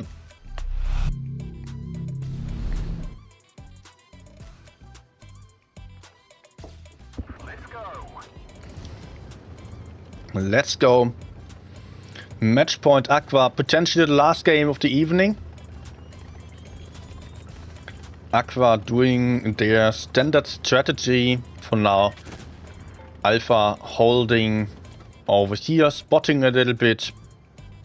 Wildburger capping the decap. Some little HE damage into 1480. QQ doing something very similar. Just being a bit more passive on A, and this might be backfiring. As it is Aqua with a massive tank advantage against that E50M, who won't be able to survive for long. His backup is quite far away. Aqua can push that corner. The E50 being wise and relocating. Not even taking any damage until now. Not the first one, just 250 damage though. Another 400 damage into him, but that's not game deciding yet. So QQ is safe, but they gave up on all the map control. They don't have anyone, well, they have a T100 over here still, who is still spotting the batshit, taking one shot. Can hide there, potentially puts out another shot. Takes two in return. That was not a good trade. He should not have gone for that. Could have just waited for the batshit to escape. But maybe the 200 can shoot him again. Now failing his shot. Wildburger is safe. Alpha maybe isn't. Alpha pushing in. And QQ is trying to counter push the corner. They have more tanks available. And they also have Crossfire with Sneer to the side. This looks good for QQ, but they can also get counter pushed quite easily. They are at a disadvantage on the hit points, but it will be about the focus fire. Zerd in focus, being a one-shot, can get picked up there. 1480 also rather low, 552 damage. Big roll into him. Can potentially still drop down to the back. Yes, he can, but the E50M is also a one-shot. Gets killed, so suddenly it is Aqua with the advantage on the high ground. How could that happen? Aqua winning the high ground is huge for them. Jungenskog is also one-shot, getting killed there. Good hit point lead for Aqua. Gun advantage to them as well. And QQ in worse positions. Wildburger losing the 1v1 against the T100. But that is not game deciding. It will be about getting killed. Daze picking up a kill over there. Over there is another kill. That is 1480 going down. Krim into 1v1 at a disadvantage. 1.2k hit points versus 4k. Krim getting killed. Which leaves us... nice voice crack. Which leaves us with the T100, who is still on his mission to chase out that batshit who is gone, not dead. Ari getting a kill of the AMX, but is getting pushed onto by the E50M. Nice dodging off the bullet. Nice track shot there. Cannot avoid getting rammed, and it is DF coming in from the side to pick up that kill. And that is Aqua winning 5-2. 5-3. GG's to both teams, especially Aqua was playing very convincingly today. They were not as consistent in the previous days, although they have done some great games, just that they lost in tiebreakers yesterday or in first one. And now they are back at it. Aqua showing some good stuff. Today they really played like a top 1 team. Well-deserved win.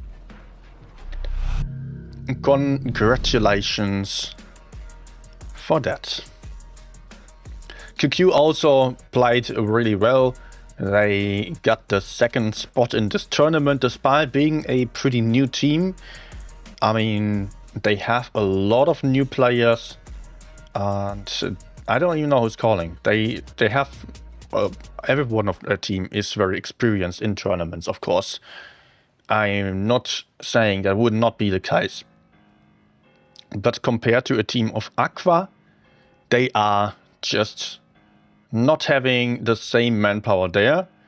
They got the previous Immort team. They have all been in top 8 or some even winning, like Ventium has won with APA. But most of them have been top 8 players, not of the highest top 4 level yet. While on Aqua we have everyone with a ton of top 4 experience. Multiple people here, or probably everyone who won some seasons already. Also, they have multiple very experienced callers. That is also to be mentioned. F has been calling for ages. Days has been calling for QQ previously. And then there is Zerd, of course, he's the main caller of Aqua. Also, he has been calling for a long time already. I've also done a long interview with him on this channel, in case you're interested.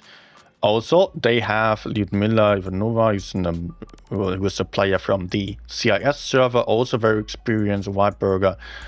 And they also have Winch, who is not playing today, but also he has a lot of calling experience.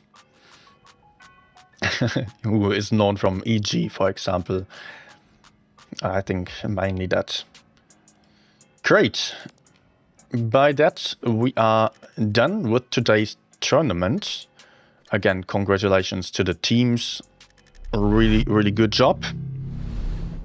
If you did enjoy the stream, please hit that like button and subscribe before leaving.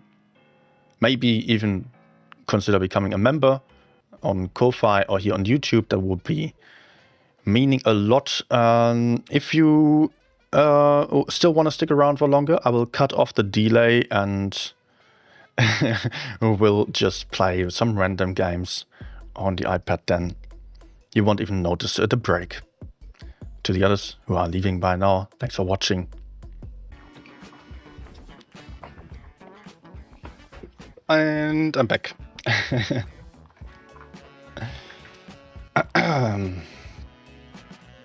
Alright. So we can still go for some randoms now. I see quite a lot of people watching. Good to see you all still. Now, let's grab my iPad real quick. I can switch over to the iPad. Bathroom break is done. How are y'all doing? How did you enjoy the tourney? Also, we still have some giveaway, of course. Wait a second. We still have Battle Pass. And we have... What else do we have? Some fan containers.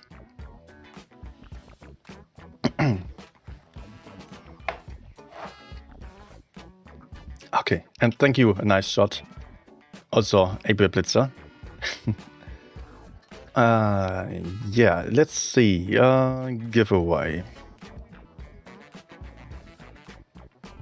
Giveaway.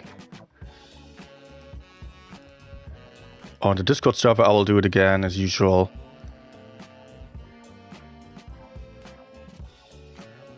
And let's go for a quick one for the fan containers first.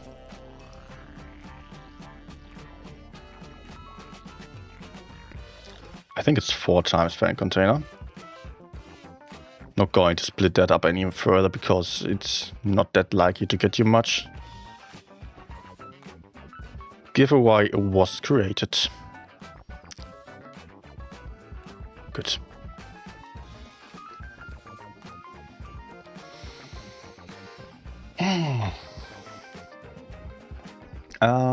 Skunk Master asking which server I'm on. I'm playing on EU server. I'm basically always playing EU.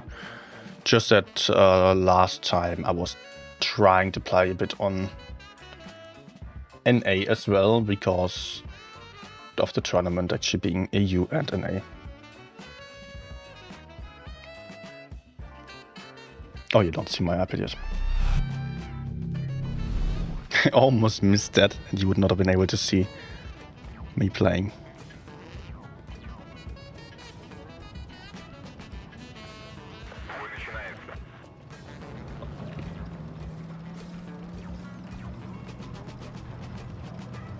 Okay.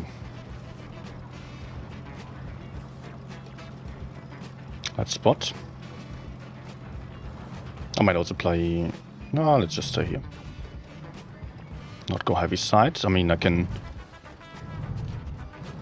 Have some nice position. Nice.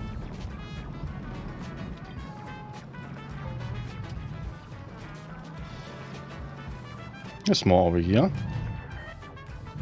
No!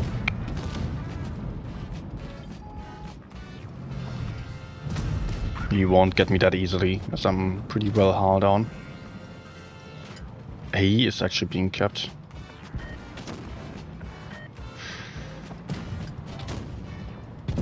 I don't think fighting for A is the right call. We are at a disadvantage here, and also we are getting flanked. Oh shit. Let's support the IS-8, although Kran is low on DPM. Object shot. This guy's more important to kill.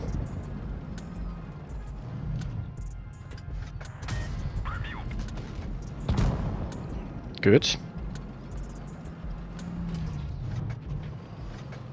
I will escape here. Because the mediums are coming from my back. They will want to focus me. I will not like that. Nice.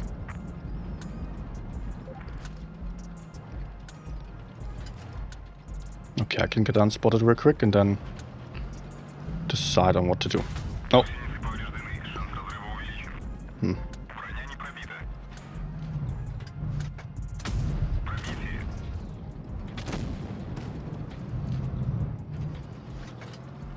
Okay. Time to move. Game is coming to an end and I want some damage still.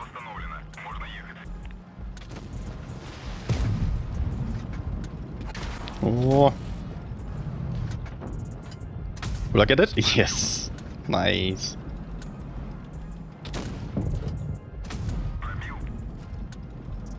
Please, no. Nice.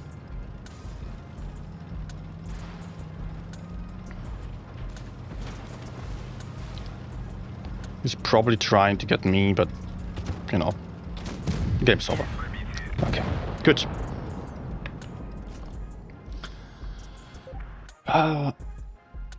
All right.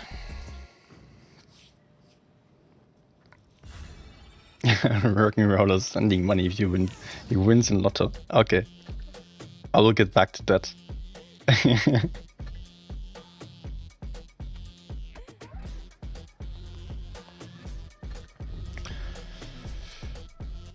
Maurice, you don't need to write your in-game name over here. I will have no overview of that.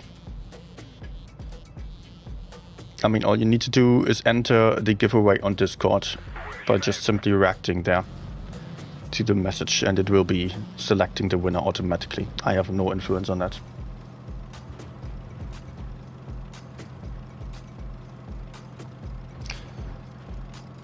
Okay.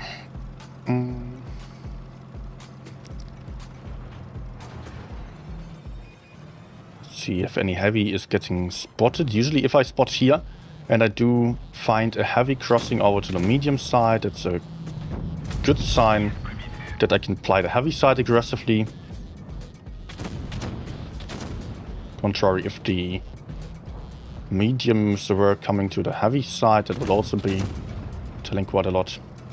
Can I maybe get him there?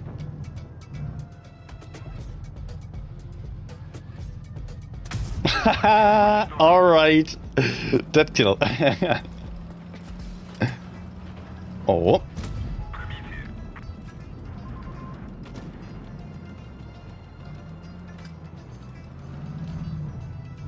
Okay, don't think I want to be here. I want to run away, yeah. I have Progetto in my back. Can we push forwards? Maybe. I could otherwise decide to hold over there. Could also just get into the bushes here.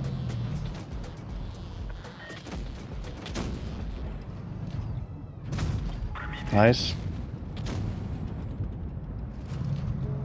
Track maybe? No. But still, he will remain spotted. Maybe I can put in another shot. No, okay. Try to make him a one-shot to either me or the gorilla. But I think it would be good for me to support my heavy teammates. If somehow possible.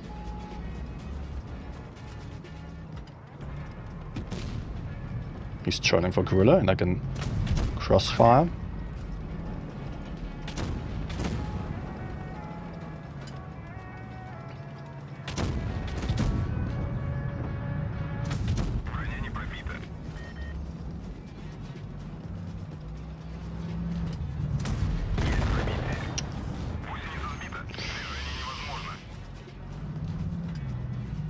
Nice. Mouse is a problem. I just shot down. Projector is low. Nice. I will just hold here.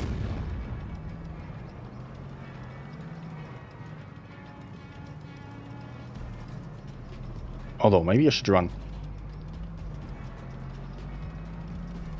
Yeah. Let's run away there, otherwise they can push me.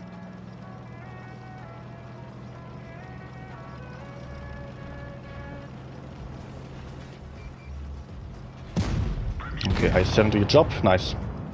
I was a bit afraid of the gorilla coming from behind, from my back there, from behind, so I was trying to break out, move forwards.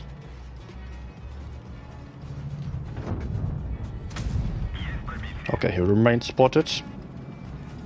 We should be going for gorilla though.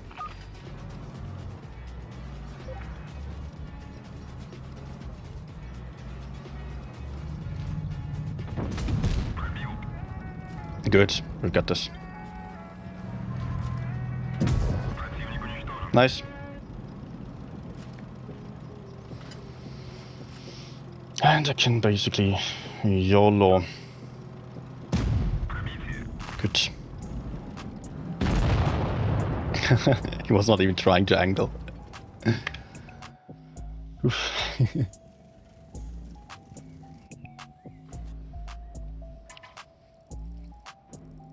Okay, Maui's gotcha. No worries. Okay. Actually, wait. Olden Senior, you got your in-game name basically as a nickname. Not exactly, but yeah. That's fine.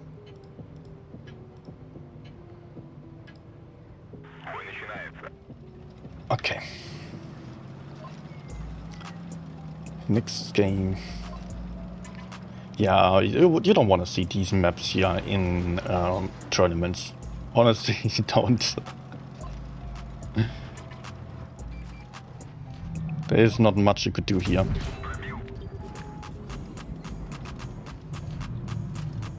I mean, you can do something always. No! Why is this map? I'm fine with this map. But the seaside is completely useless to play for.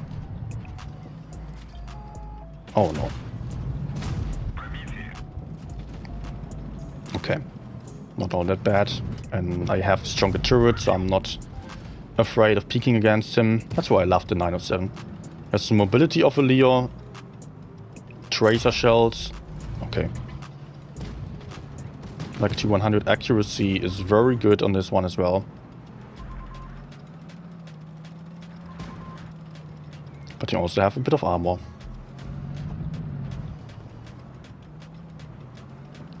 It's like a light on steroids. Oh, okay, I got some strong holding positions. Not possible for us to move in there. How about killing 907? Oh, gun. 907's already dead.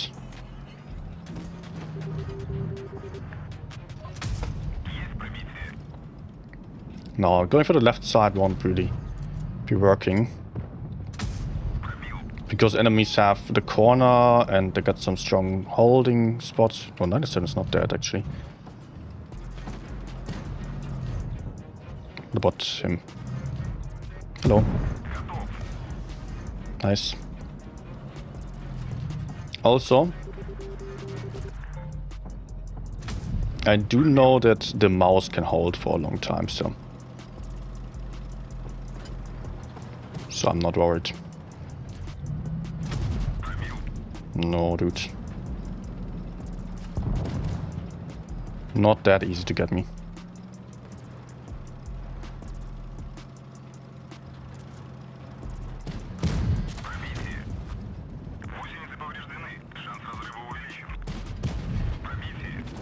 Okay, 200. Maybe coming back? No.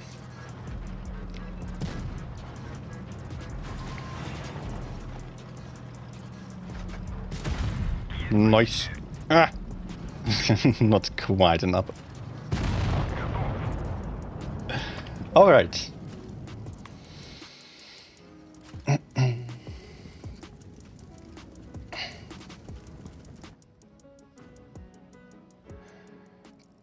German gunner saying, didn't play 97 much these days because of that almighty Sherman EC8. What the hell? What's that tank? Sherman EC8?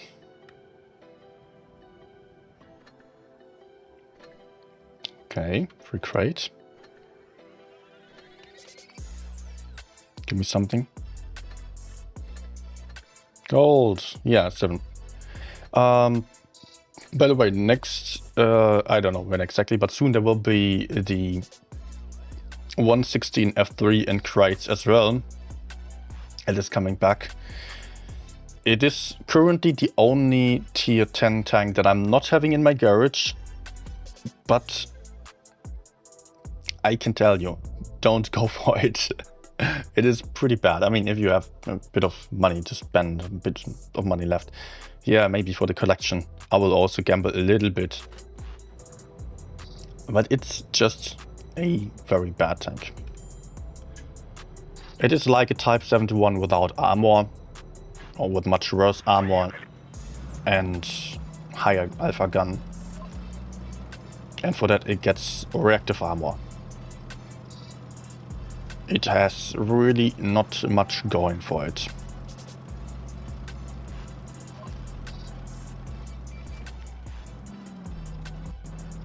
Am I spotted? No. Can I spot anyone else?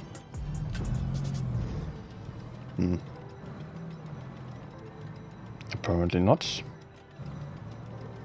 Let me try cross-firing the medium hill and see if I get spotted.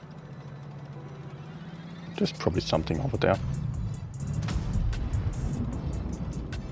Oh yeah, a griller. And I failed to swap ammo. What, he's just standing there? Okay. Okay. I'm farming. Oh no! Why did you get unspotted there?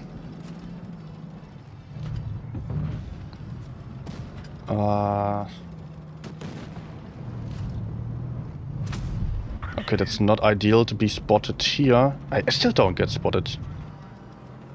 Magic.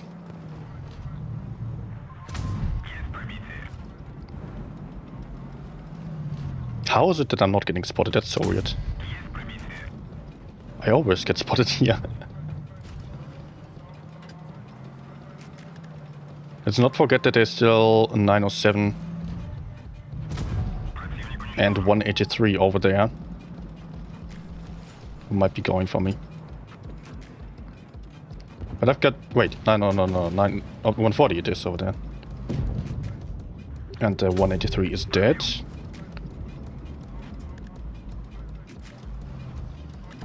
Was the 140 then? Only now I get spotted. Oh. Good. Griller was a one-shot, I believe.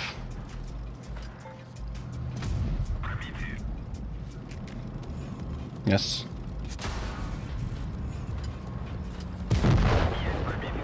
Okay, and I still get him. Easy farm fest. Hello, Duckman. Sherman easy 8 is nice reward.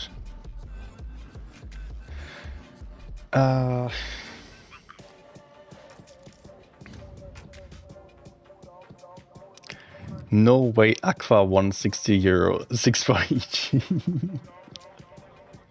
Yes, that's the struggle with the community tournaments. I've also spent some time organizing some tournament which was Blitz Premier Cup. We did that 2 seasons, but it's a lot of work and often teams are not... I mean, teams were interested, but some top teams might have a lot less motivation because it's just not making the money.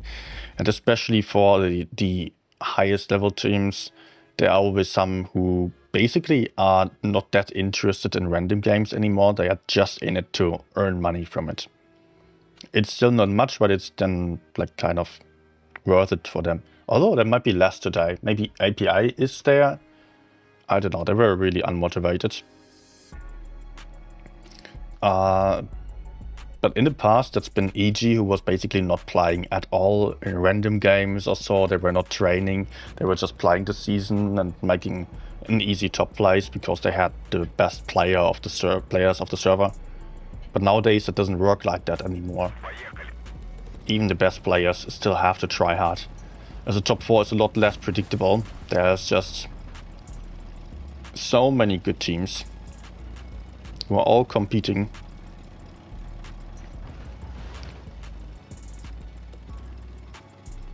Hi, Javu here. Hello. My day is going fine. Although I've had too much caffeine yesterday. I was not sleeping well. I was then sleeping in the afternoon again.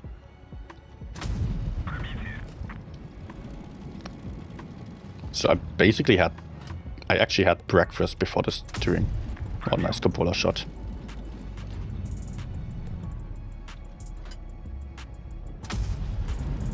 Not again. Okay, let's try to spot the 907. That's super crucial to get him out. Of course, he's the only medium that they have. So the only one that can actually spot for them. And he's trapped there. Okay. That was so bad. Oh, he's blind shooting me. 510? That's... Is that a max roll? Oh, not... I don't know. Let's see if I can spot anything else here. If not, I want to change my position because enemies will be spotting me and then I get shot from over there. That would be very painful. And pushing the crown is not what I feel like. Honestly not.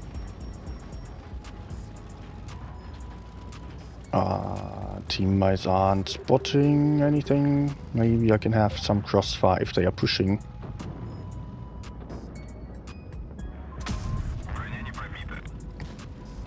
I hope I remain unspotted. Yeah.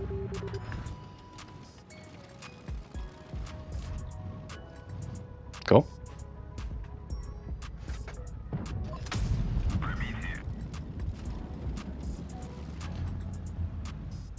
Okay. Oh.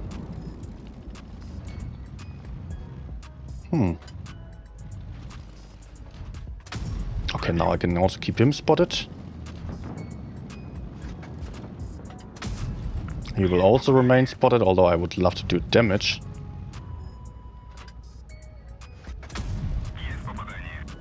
How about I just push in behind them? As they're going in now, I have the opportunity. Although there will probably be some backup over there. But I can sneak around.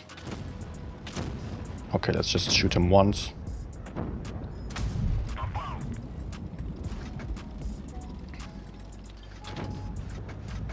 Nice. Yeah, I'm safe, okay.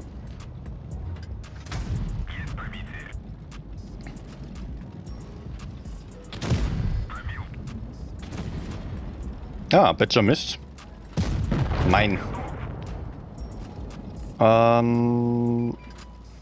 Let's maybe get unspotted before peeking out, like another 4 seconds.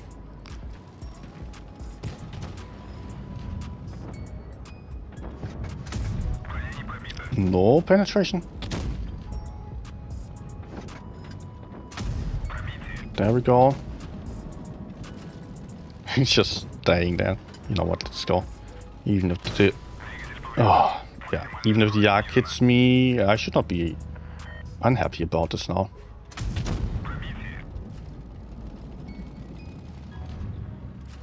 But I should be unspotted. So as long as the Badger doesn't kill me, I'm fine. Nice. They still have XM camping somewhere as well. There we go.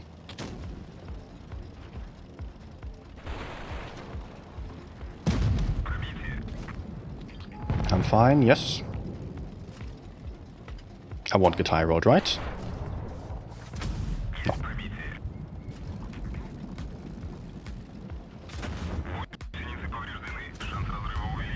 Good. No. And he's dead. Okay. Mo is saying it's worth donating for community clubs, but Blitz should raise the funds for the community fundraiser gold office. I think Wargaming is also supporting this. They are definitely supporting the streams, as you can see over the rewards that I'm putting out here, all the giveaways. Not my own money, of course. I earned too little from that from YouTube. Yeah, we get a next winner for the fan container, so I'll still have a battle pass. So again, on the Discord server, I will create the next giveaway.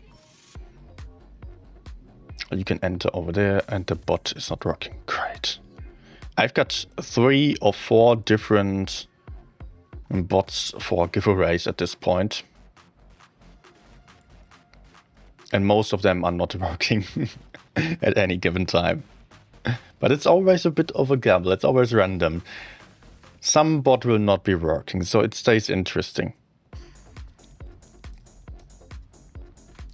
So next giveaway will be 1 battle pass.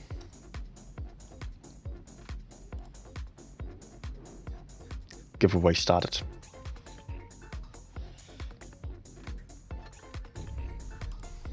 Good luck.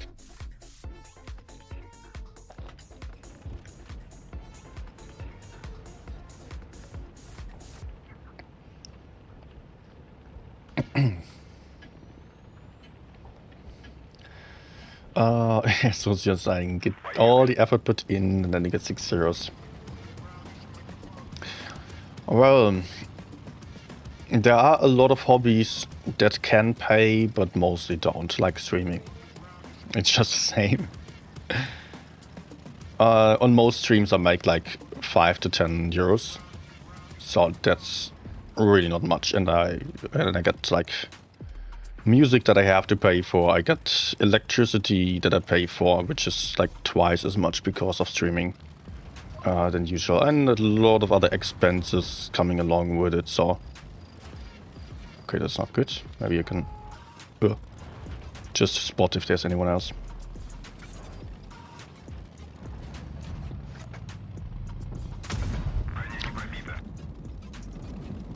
No.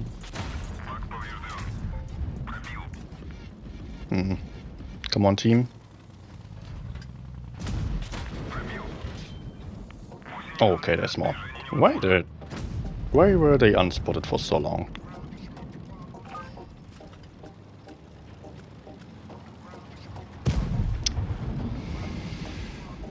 I need to focus the TVP. Any way of getting him? Yeah, at least like this. Cannot easily YOLO me. Budget is also a big risk for me.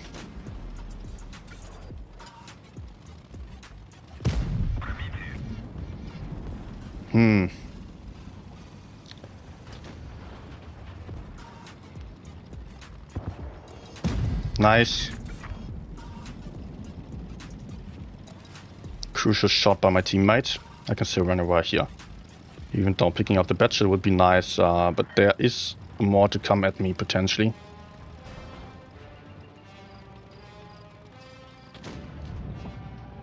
No! Ah, freaking gun elevation.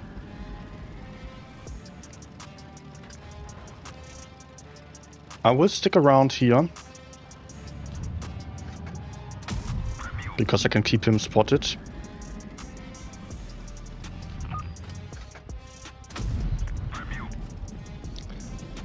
And my teammates can play for the other side.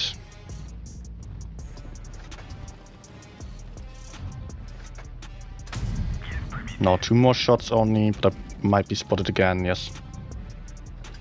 Nice.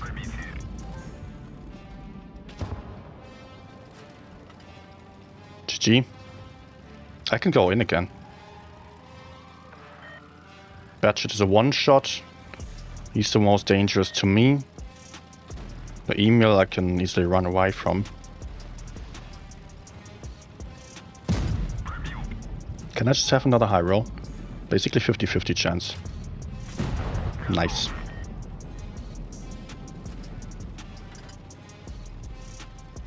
They still have IS-7 alive. But I think he's on B. Yeah, he was kept B.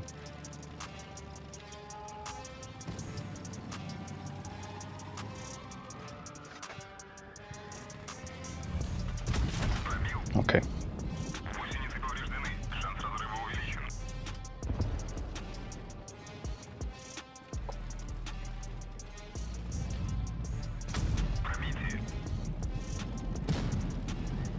Nice, bad shit coming for me.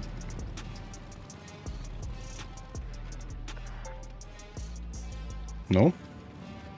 Anyone going for IS-7? Yes, he shot. Okay.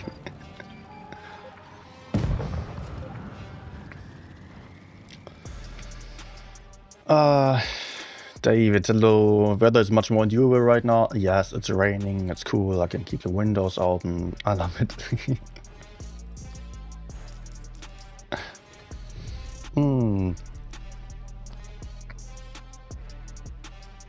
What are you saying? I imagine how many sales they would get since players now would go to community players and or CC organizers. Wait. What are you saying then?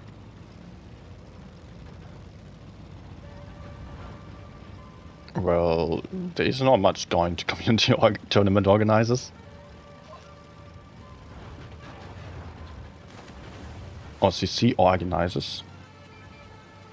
There's not much going to us. Not at all. I mean, I get 10,000 gold for just for being a CC. I don't need to put out any content for that. But of course I have a history of putting out content. That's what got me there in the first place. And in the end, I don't really need that gold. I would not be mad if I lost it. And I get the battle pass as well. Nice to have, definitely. And a giveaway budget for you. For 2 tier 10 tanks each month.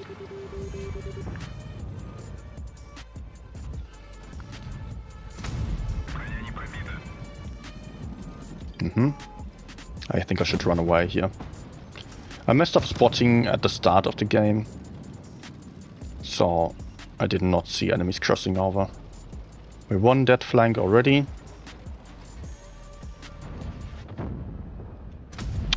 Oh.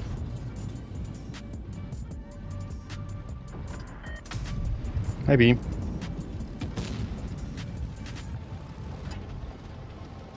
Anything that I can do. This guy. Nah.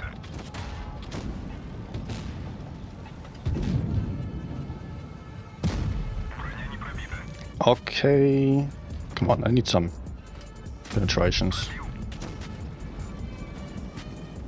he's not going for me, then I can also shoot him again. He should have definitely tried to focus me instead of the teammate. FV's down.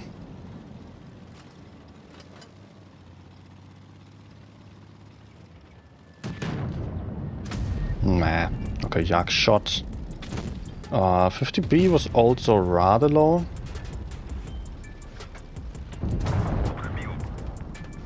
Actually, not as low as I remembered. Oh, fuck my RNG. Oh, fuck the auto-aim. Of course. It gets over to the Yak there suddenly. Can you stop trailing for me? No. Okay, then I leave him.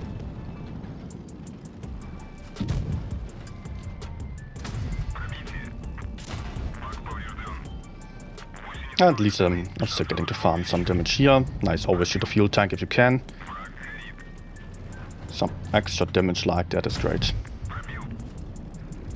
I'll just repair my fuel tank to not also be set on fire.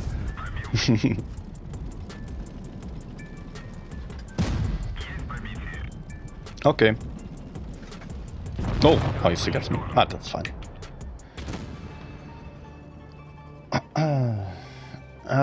Maurice proposing petition for Blitz to make bundled store offers to fund competition winners and CCs. That stream. That would be nice. I've heard such proposal already in the past, yes.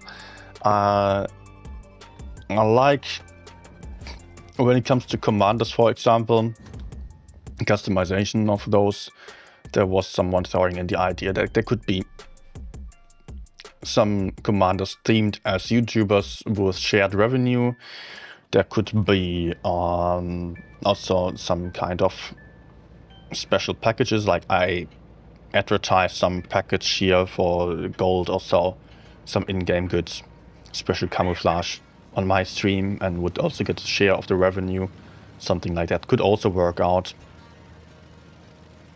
But Wargaming giving us money is really not what they want to do. Yeah.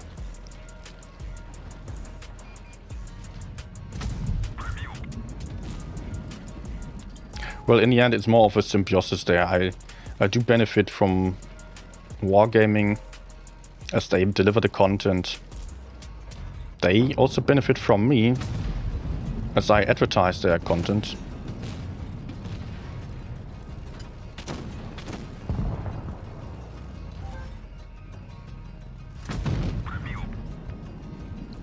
Okay, how the hell did my teammate just die like that already?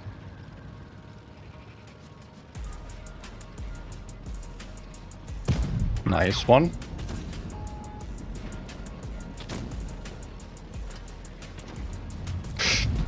Oof.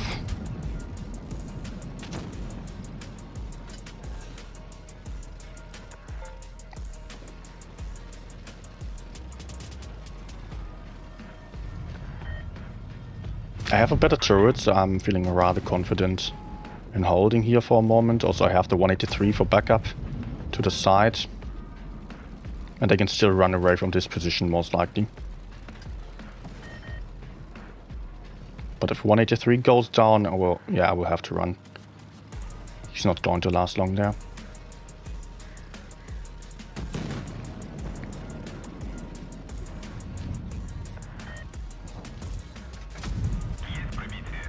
Oh, FE is far from reloaded.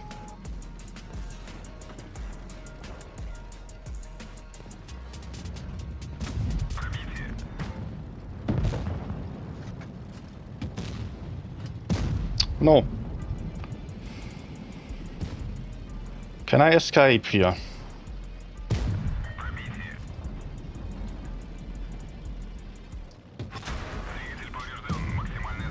Nice. Okay, I need to run, I need to run. Need to focus on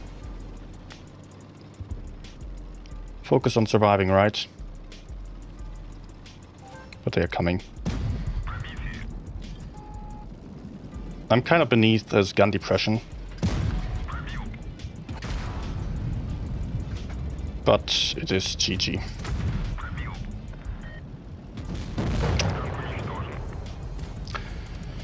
Oh, GG team.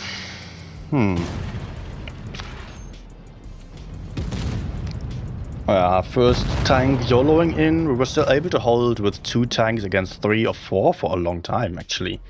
Like, the enemies did not push our spawn immediately. So that technically gave us a lot of time, or the rest of my team, to do something on the other side. Push forwards. Like, come on, you just needed to aim 1 shot and you could have killed the T-62. Or the Sheridan.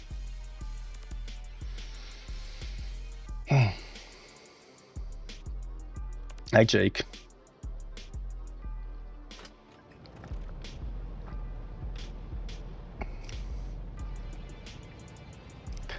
Don't run, raise him up. Hi, Simon. Not possible. I don't have the armor, nor hit points. And cannot play again. It's like the 4 tanks on my own. Hi, Virat. Virat the Great. Is that your name or is it some historical figure?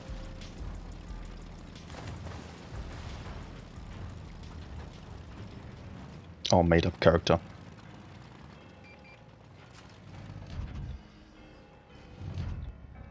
Nice.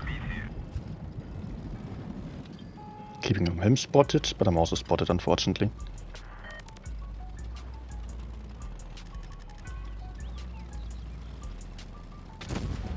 Nah. Oh, it would have been amazing if I shot him. Because he would be useless then. They are all pushing to the ruins, which is honestly not smart for them to do.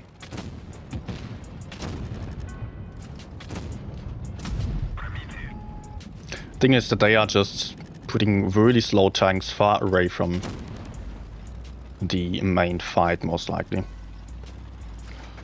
Okay, this is potentially hurting. Oh. Nice. Also, there's of course 183 still. If I can shoot him, that's amazing. Because of the tracer shells. I don't think I'm spotted.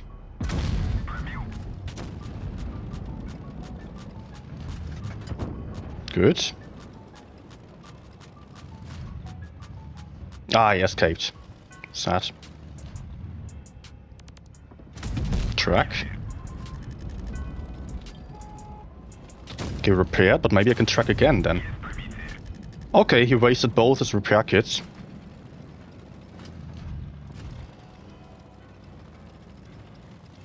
How about I will go... How about me going forwards? Crossfiring him, maybe killing 183. Okay, he's moving into the open. Bad mistake there. What the hell? He had already been safe, basically.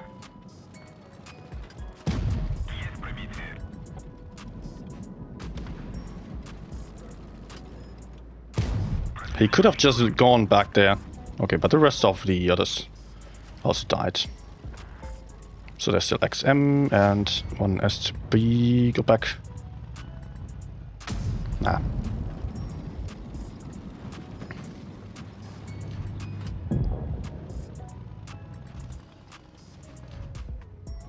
You want to peek out somewhere, right? Don't tell me you're stopping. He's running from the Rhino, so he will get into the open. Good. 69 left. Nice.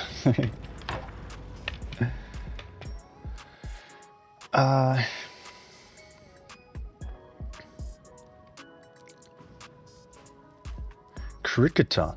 Ah, okay. Funny to hear about cricket. It's so incredibly unpopular in Germany. I mean, you wouldn't ever hear anyone play cricket here. Okay, and the attack is being asked for there. I can go for a game on it. I kind of recommend playing this gun, if I'm correct. It is kind of problematic, this tank. It has a big clip, but it has, well, has like 1k clip damage. But you need an eternity to put out that clip, and you will miss a lot of shots. It's really not a lot of fun. Horrible shell velocity. And otherwise, it does not have much to offer. It has a bit of armor, but you just need to overextend all the time because you have multiple shots per shot, or maybe multiple shells per shot. Basically, each time you tap, you gotta sit there and ride. You cannot just quickly peek out. So in the best case, you manage to surprise opponents. I think going here is actually pretty bad, because I won't be able to shoot anyone crossing. Maybe, if they are slow. Just look at this. This is atrocious.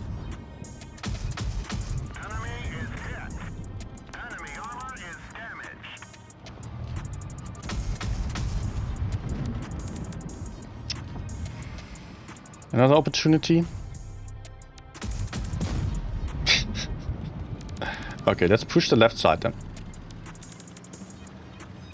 If you find an opportunity like going for some isolated tank, that is definitely a lot better.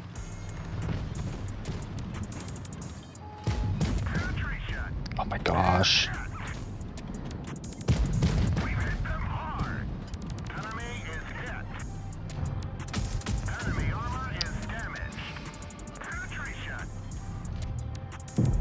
Yeah, okay. You never get the maximum cruise skill because of this crap. You will always miss.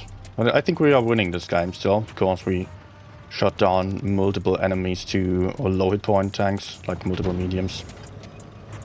I can still push in behind here without taking that much damage, hopefully.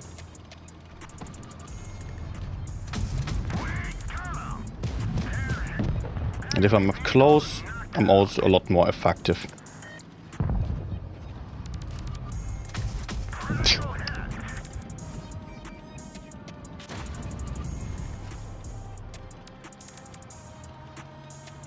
Okay, let's reload and hide.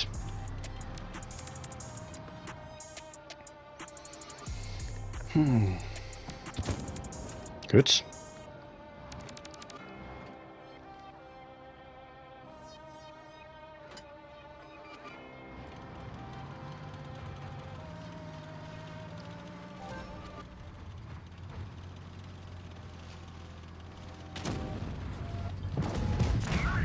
Let's just go in here and...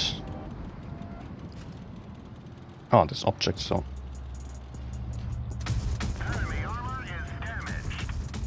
So many failed shots. But okay, this was better. Although, somehow it still worked out decently for me. But I just find it super annoying to play.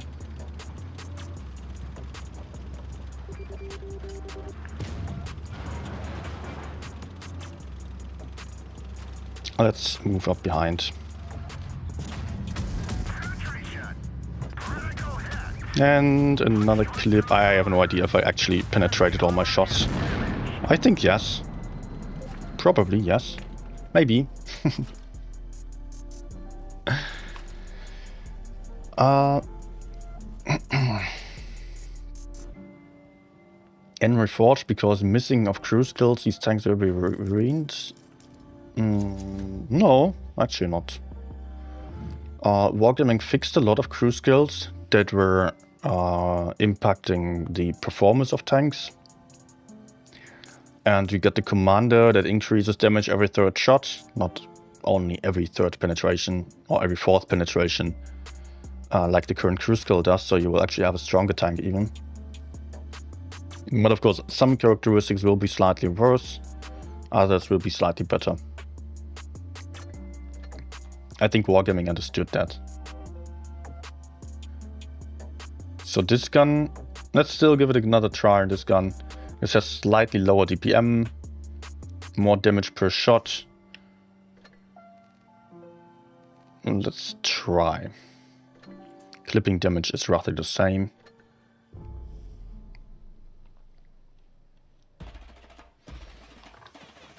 Okay. Anything else that you want to see? Any specific tanks?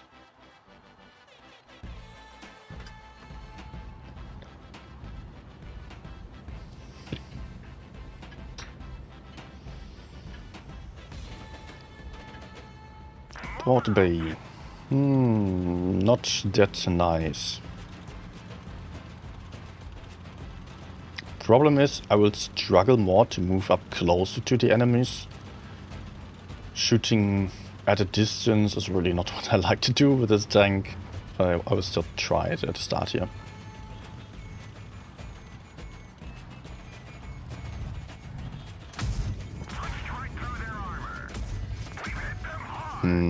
Okay. Not all that bad, I guess.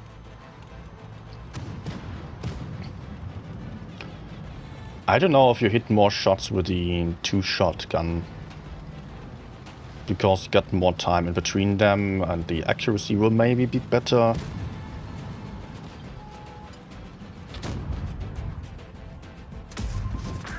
It feels so bad. Like you constantly fail shots.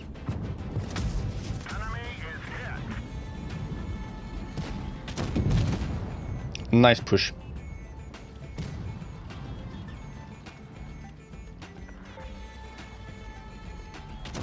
It's like on the Helsing as well. I'm absolutely no fan of this double shot mechanic.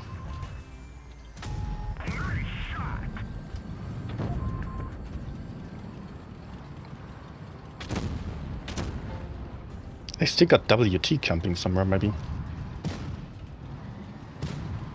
Let's see if he's going to shoot me if I peek out.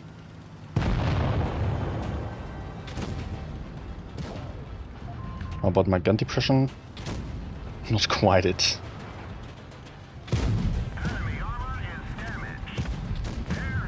It feels slower, but I don't know if it actually is worse. Might be alright, might be better even. I don't know, it's really hard to judge. The other feels like being a lot more action as you're constantly shooting. But you also miss a ton of shots. Can I please not get high rolled now?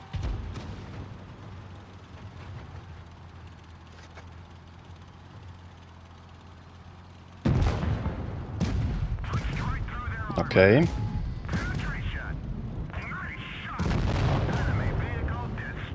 They still have a heavy tank. In our spawn maybe? Or is he AFK in theirs?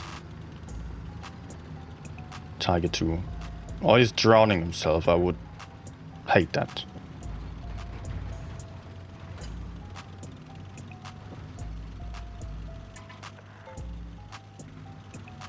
Stop capping, team.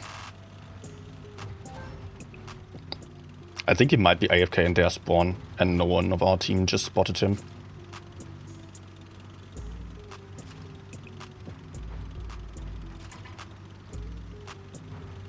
Okay. There he is. I'm probably not getting him from above here. No. But that's nice, I can still move up and clip him.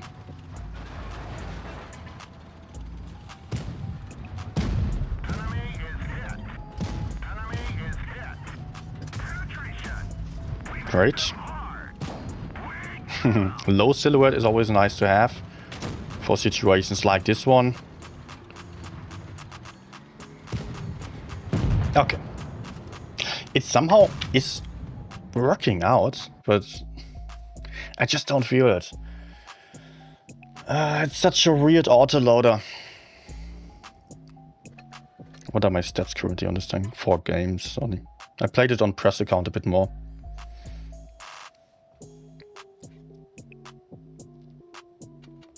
dispersion on move, recoil after shot. Simon is saying dispersion on rotation of turret or tank. Yes, it's all those are very annoying here. Wait, you're talking about you're talking about cruise skill. Would also fit this tank. But you are throwing in arguments that I also brought up in my video about crew skill removal. In Wargaming already tried to fix that in Ultra Test number 2, which we just had, or just ended. They said they mostly implemented the crew skills like these in the same way, just not fully, because they want to leave some more room for improving tanks to the commanders so that they can make tanks better. But I also personally did not feel the difference that much anymore, and that was also what Wargaming is aiming for, and they're still working on that. That's what they said. If there's anything where you feel like it's totally different in Reforged and in current Blitz, then they would want a video of that so that they can improve on that. But the next Ultra Test is still a bit off. That's only happening in autumn. Well, that's not that long anymore, maybe 2 or 3 months. That's basically when autumn's starting, right? Or September would be end of summer, early autumn, maybe October. Just my guess. And then they also said that Reforged is not coming within this year. So definitely some time left. And definitely sounds like they have a lot of plans for changes still.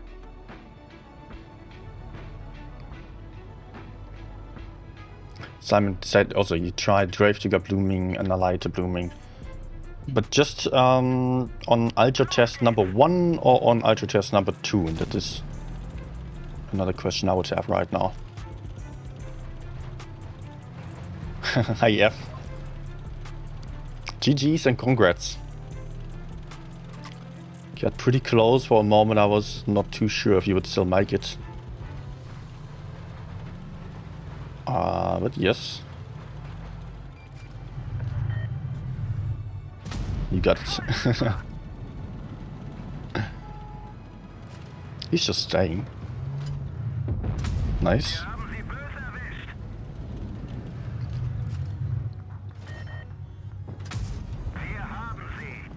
No, no.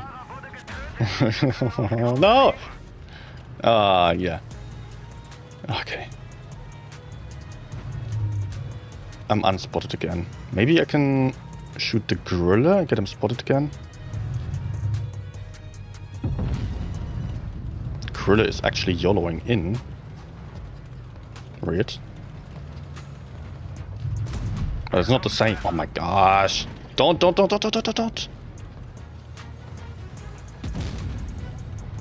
want to change my position. Earlier someone was saying that you would like to see this map in tournaments. I tell you don't want to see it. A is completely unplayable actually. Enemies are going here, but it's just not possible to go for that. Because you can see what's happening there. They just get farmed down. You cannot climb up there as on the new Winter Malinovka. You cannot really play for the middle because there are so many camping positions that can shoot into the middle. Like the one I'm going for right now. Now, of course, it gets unspotted there.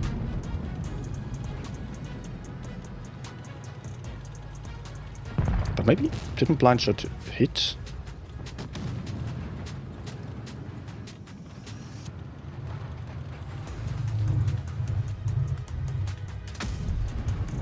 Let's try this one. So in tournaments you would just see everyone push up there and otherwise people would be useless. I mean there could be some pushes through the middle.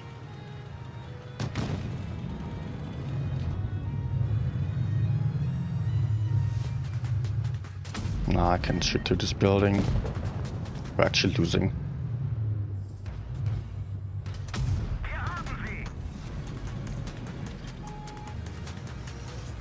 Okay, if I survive,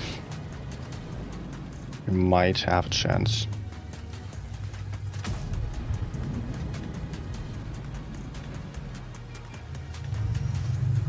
Now we're losing. Force dead. LV's one shot.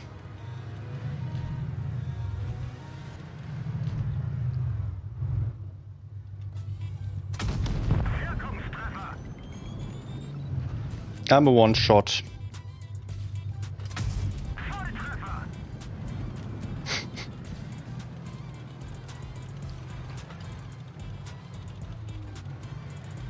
Last shot. Yeah. Good. Okay. Yeah,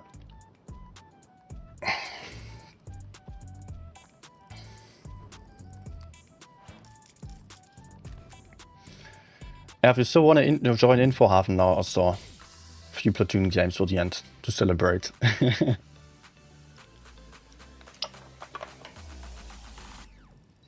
The spotting place pre-aim by all map.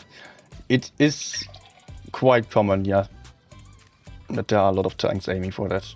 But you know, wherever you go, there will be 5 tanks aiming at you on this map. It's just horrible map design, and Wargaming knows it, that's why they removed it. There's very good reason for that. Still, people are saying the maps would be fun, the old ones. But the Wargaming had the data. They just did not reintroduce... Wait, they left one map out, right? Didn't they? Wasn't there one more map? Okay, I've taken the rest. Then I enjoy. I don't know. But anyways, apparently the maps don't.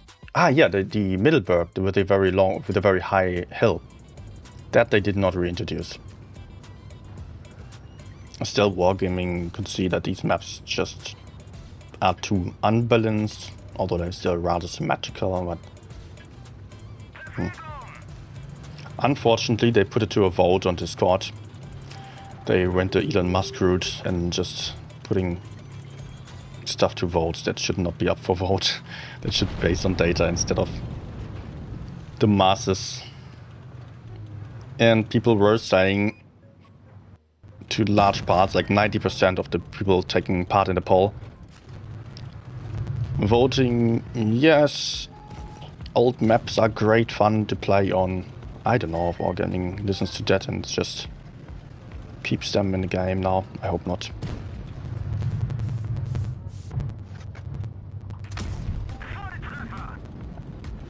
I love that sneaky little spot there. I think we should probably just try to push the left side. There are like 4 or 5 tanks to the right. We have 3 to the left, and the E5 should be helpful over here. Hopefully. Yes. Okay, T-22 is kind of dumb. He should just be focusing me. Oh, wow. Maybe Sheridan. Or I pick up the T-22 as he's running. No! Oh, that freaking rock there.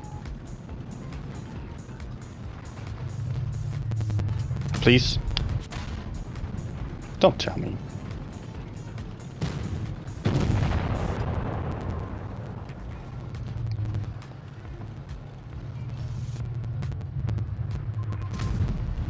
I need to get him spotted.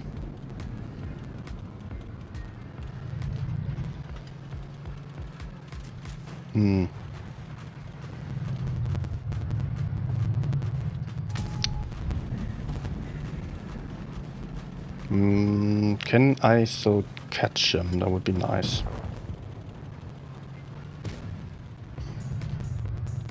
Can't kill him though. Maybe the E5 is going to be helpful.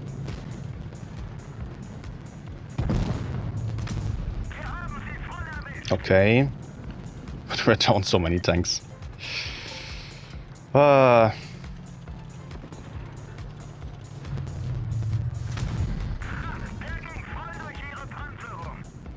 Let's help with the concept.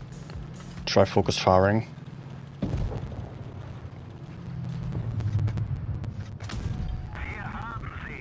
Oh, no, no, no, no, no, no! Focus firing! Ah, nice snapshot, dude.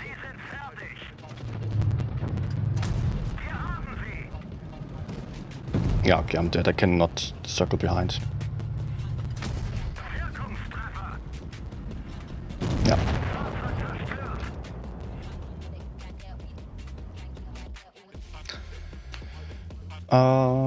Hi, Netforce. Good evening.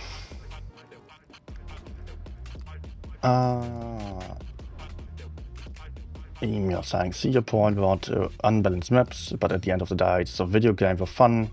If people who vote to wargaming have a reason to keep these maps. I mean, as long as they stay away from turning. Yeah, also fair point, actually.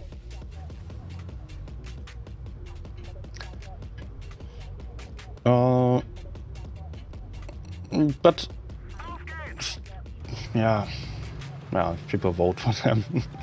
If people say it's fun, there's a small minority which understands the game and really dislikes what's going on. But okay.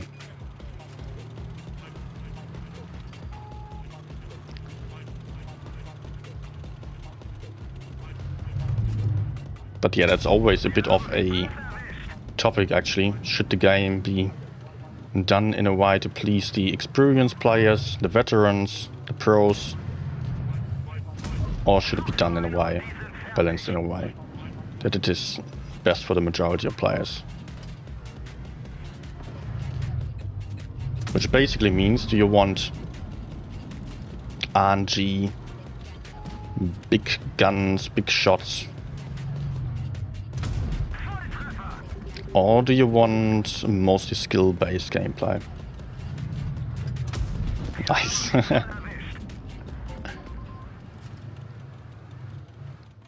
Oh, someone's on a mission there.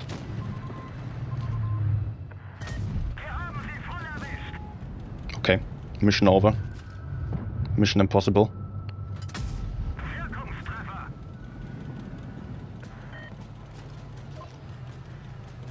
But pretty nice that I can just completely ignore the mouse over there. Or he's just not dangerous to any of my teammates. Which is the opposite of what you should be doing in a mouse.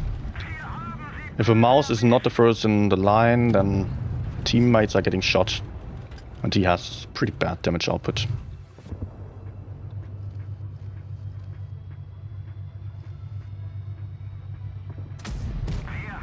Nice. I actually remained unspotted.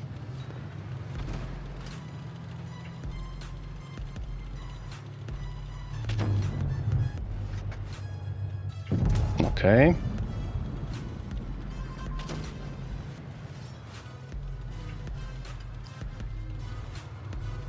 Now I can maybe... Do I flank around or do I just stick around at this spot? I can deliver spots if the enemies are moving, but I cannot shoot if they are not. I will try spotting the center aggressively once more, and then I probably want to go for a move.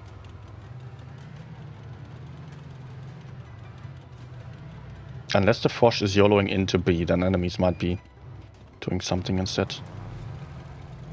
Nah, there's nothing happening here. Let me take the initiative then.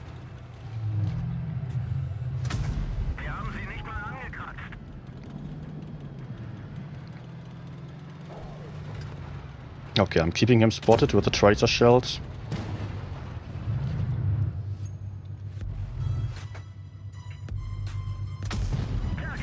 Nice.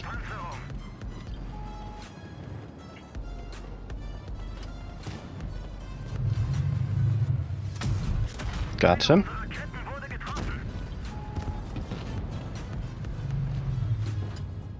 Good. Let's go. I need to move up to still get some damage on the mouse.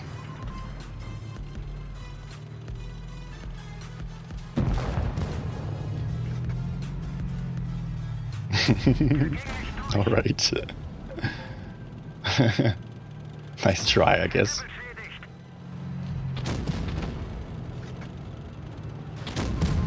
No, no, no, no, HE. Oof. Oh, almost.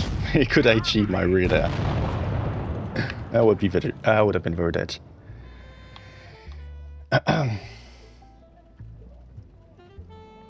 Email saying, and I think they vote was misleading. I might at the time when everyone was still hyped on new maps. I feel like how people see how unbalanced maps are. A lot of people would vote different. That's also a very good point there. I also don't know if they framed the vote right now. Could also, of course, be the case. Let me actually just look at it.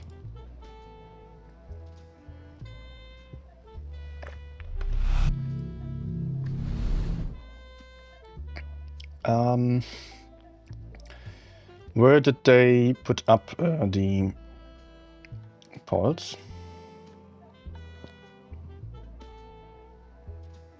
No, not here, right? Somewhere. Community news. That's for today's streams.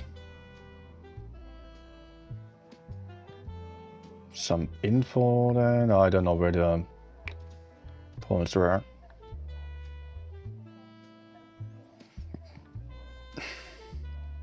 I think that's far too long ago already.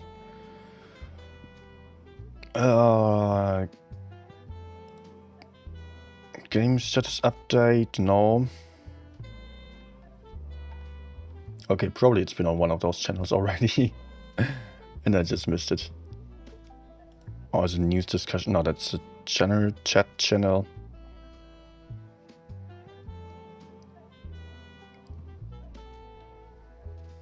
I don't know.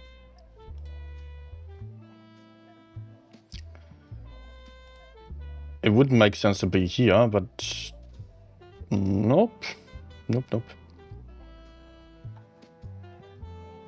But yeah, the thing is definitely that's a problem that they put it to a vote early on.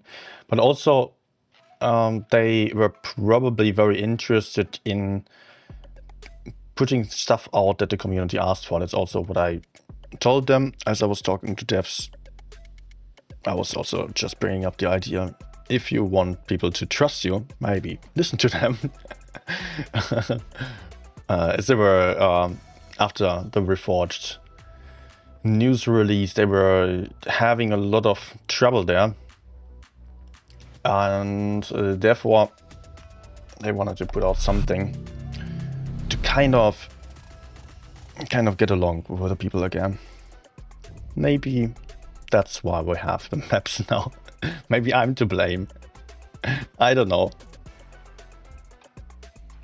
Could be.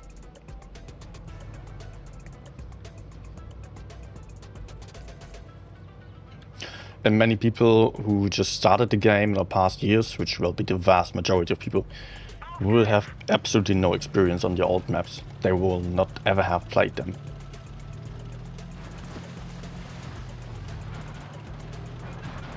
NetForce, no, it's independent of tournaments. Just about the random maps that were introduced. But Wargaming usually puts the maps for a vote in the tournament channel ahead of every season. Or at least in the recent past they did.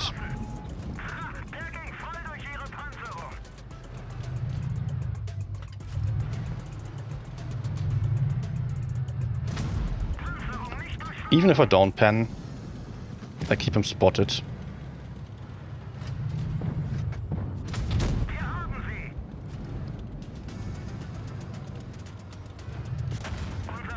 It's worth trading with him in this situation. Although it sucks having my driver dead. But I have a lot more hit points. And trades are always also relative to hit points, not just in total numbers. Good, I can keep him spotted. So he's struggling to run away then. Nice. But I also have to be very careful. The enemies have a 183. No! Man.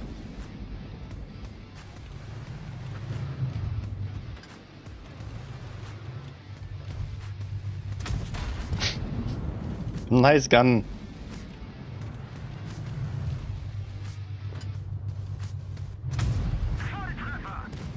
I'm just waiting for FV to blind shoot me and get me killed.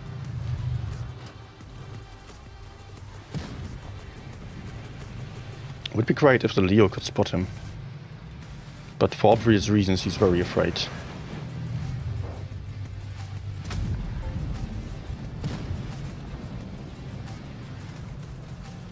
No, there's a gap. Okay, let's go. Boring game.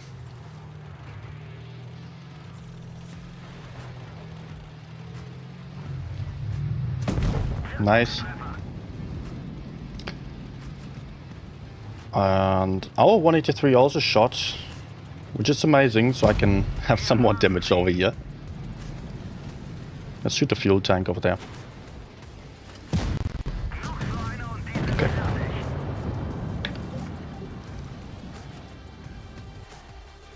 Email. But I think after the Reforged drama they did well. Lots of communication and videos. I also like the sum up of what will still be released this year. I think now Wargaming is currently handling it. I think so as well. Wargaming was definitely doing some mistake with the release of the trailer and the way that they did. Although there were some YouTubers like myself trying to explain a lot what was actually happening there.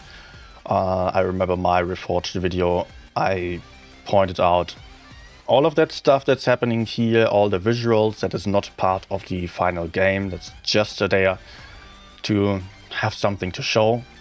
But there was a big problem that Wargaming had there, that they showed so much that was not the game. We could only see like tiny little parts, just a few seconds of actual game footage, and the rest was just people sitting on tanks. And people were so confused. But that is what they're usually doing whenever they are releasing a trailer, that they totally overdo it. But those kinds of trailers, they work well for marketing purposes when marketing to players who do not have the game installed yet. That is very standard nowadays, that every gaming company is just, they are creating trailers that have absolutely nothing to do with the game, maybe in just a mild relation. They are still referring to what the game is about, but they are not showing the game footage. They are just showing something that is fancy, that is clickbaity, that makes you want to download it. And they are happy if it just gains a lot more attraction. And then just a few more people, I mean, if the total amount of people downloading the game is larger than because of that weird trailer, there will be some people sticking to it, even if they got misled. That's the same thing as titles here on YouTube, the clickbait stuff. It's kind of part of the business, unfortunately. I try to avoid it. I try to not mislead people, but if you're misleading people, of course, it also means, especially on YouTube, I know from my own experience, then people just get disappointed very quickly and they turn off again. But if you can somehow be outstanding in a way that you get people to click and then they stick around because they like the content, then you did the right thing after all. But you don't do that to show off new game features to the audience that you are already having. They want to see the actual game and they don't want something that's completely overdone.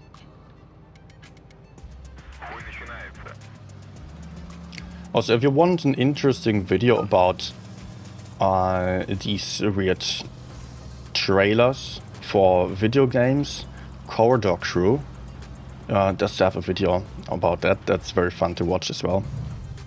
In case you don't know them, it's a very large YouTube channel of like 6 million subscribers or so. It's a VFX crew, so they animate stuff. But mostly they are popular for for videos. VFX artists react and they judge some videos of, I mean, they judge the movies for the VFX. And I might have just completely misplayed by staying around here. Maybe I can circle him. Also, I do have some backup. Just need them to support me, please.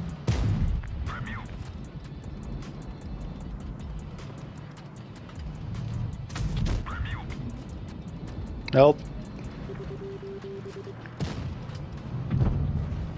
What? Track shot and circle.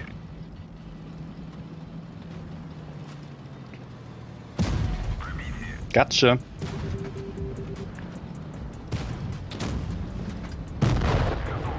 And yeah, Corridor Crew was doing a game trailer and just showing off how that works as total meme trailers.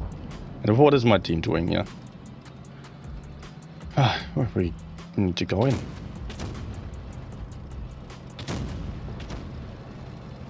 Let's just cross over. If we should not be reloaded yet.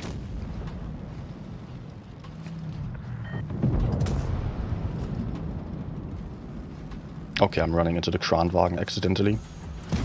And another one.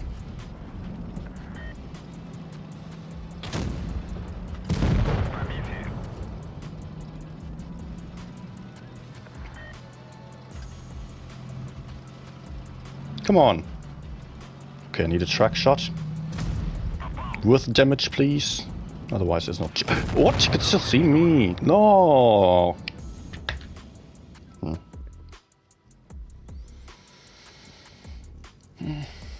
Okay.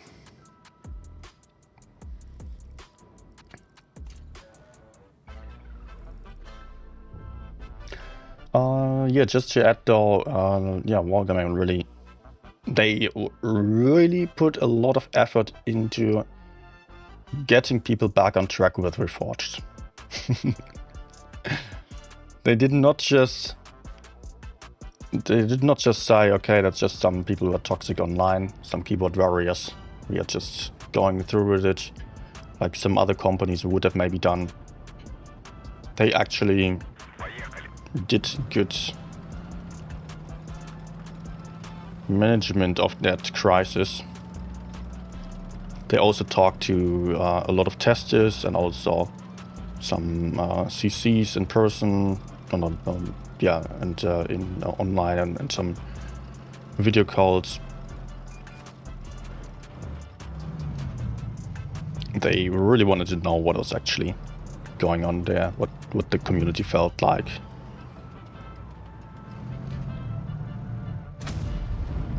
I have no idea which houses I can shoot through on this map. It's so weird.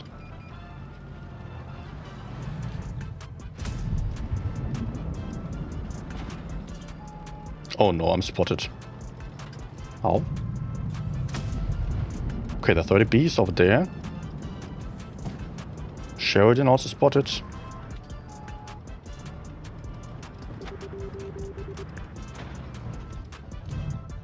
Come on. No. Bro. Kidding. Nice, I take damage now because of that fucking Jagd. And the Jagd. Karma, bitch. I can even drown here, the water is so deep. Such bad map design, honestly.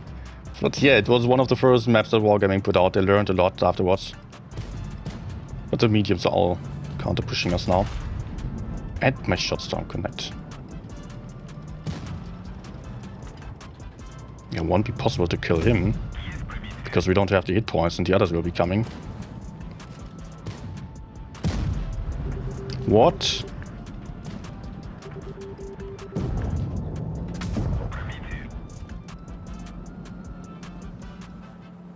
Cannot even move up here anymore. So let's see what all the heavies did over here. They shot an FV down to a one-shot, and the chieftain just rammed himself for no reason. Okay, maybe we're winning this. As the chief can now hash the back. Doesn't use hash when playing chieftain. Exceptional. Why don't you use hash?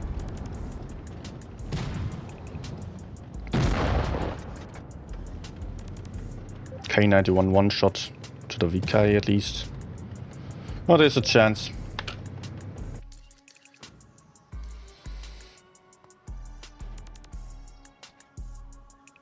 Let me also go for chieftain game.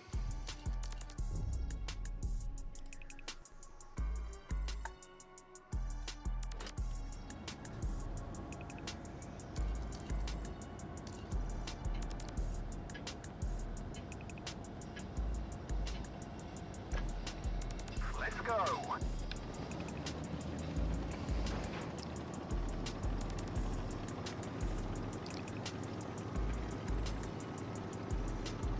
Okay. Okay, I completely messed up shooting here. A5 going in.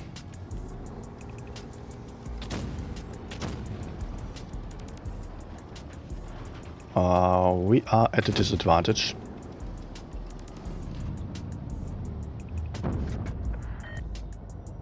I hope he cannot outspot me there.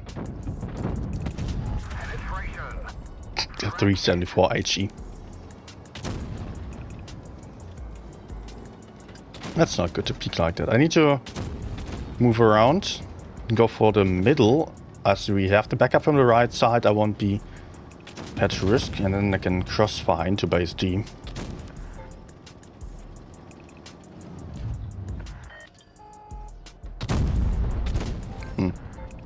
GG.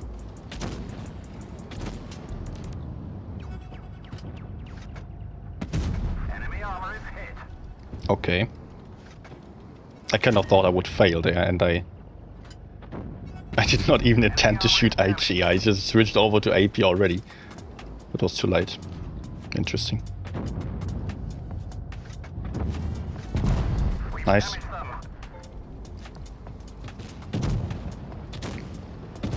them. Good, and I can move in again.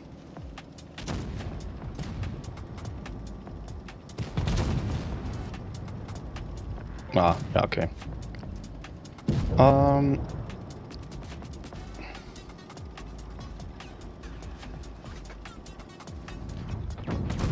Enemy armor is Okay, 2.4k.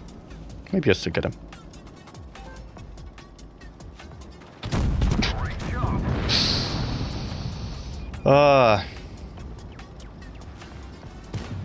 Object armor.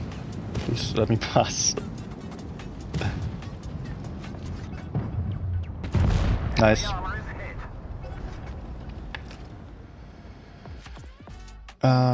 NetForce saying Wargame employees talking to us like testers and tourney organizers are not the ones in charge. The developers are in charge more or less, and we speak with them only rarely. Yes and no, because I did talk to very different people. I did talk to the actual devs in charge, and quite a few times already. And managers as well, some.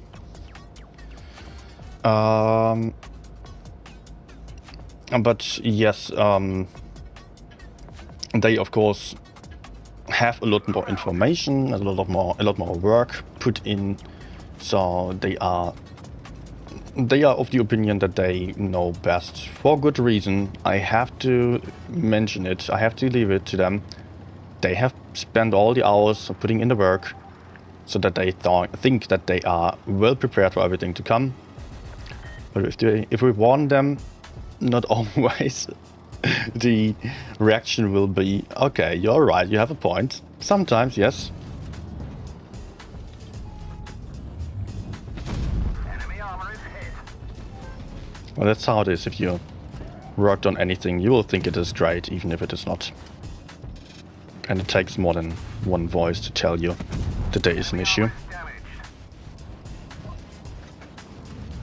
even though we were more testers. Okay, this sucks because he's completely countering me. I cannot peek here anymore. Let's try to support the other's flank.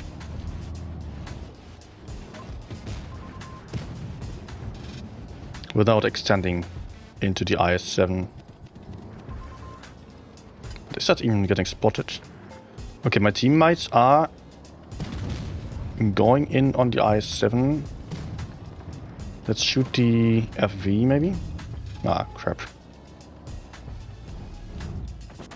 Observation device took a hit. We can only shoot close targets. Visibility increased.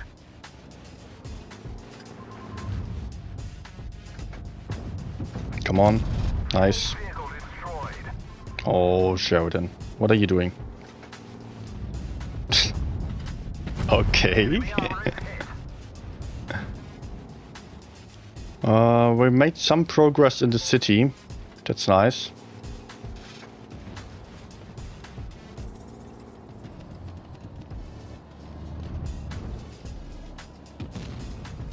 Is he still there? Okay, that was not hitting the bush, but AMX is going down, and I can shoot this Sheridan. Penetration. It's still not enough to allow our Sheridan to kill him, unfortunately. Okay, let's peek at the Mino. We've damaged them. Nice.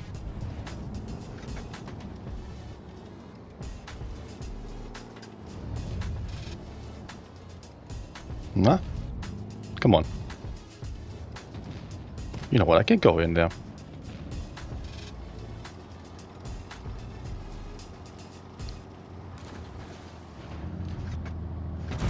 We've damaged them. Just need to hide from 183 and not get farmed by Minotauro, and that will be fine. We've damaged them. I assume. No, I will get killed here, I think. Yes, This vehicle has had it. by Mino from behind, but yeah, okay, game over. Otherwise we would have probably just won on points by now as well.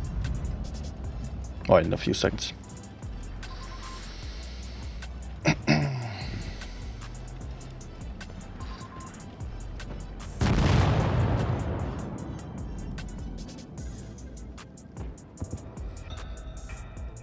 Okay.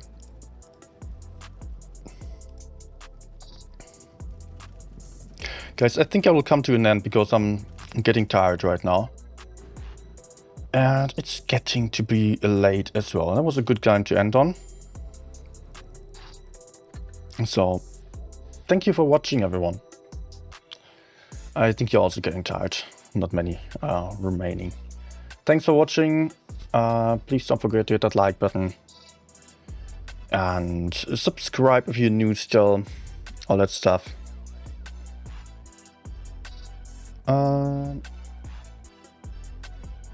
Email asking still, imagining you would have the technical skills and degrees for developing Blitz, would that be a dream job for you? Not really. I'm not that much into programming, although I did apply to them at some point for community manager, just because I thought actually I know something about the community, I know something about the game as well, and about YouTubing and stuff.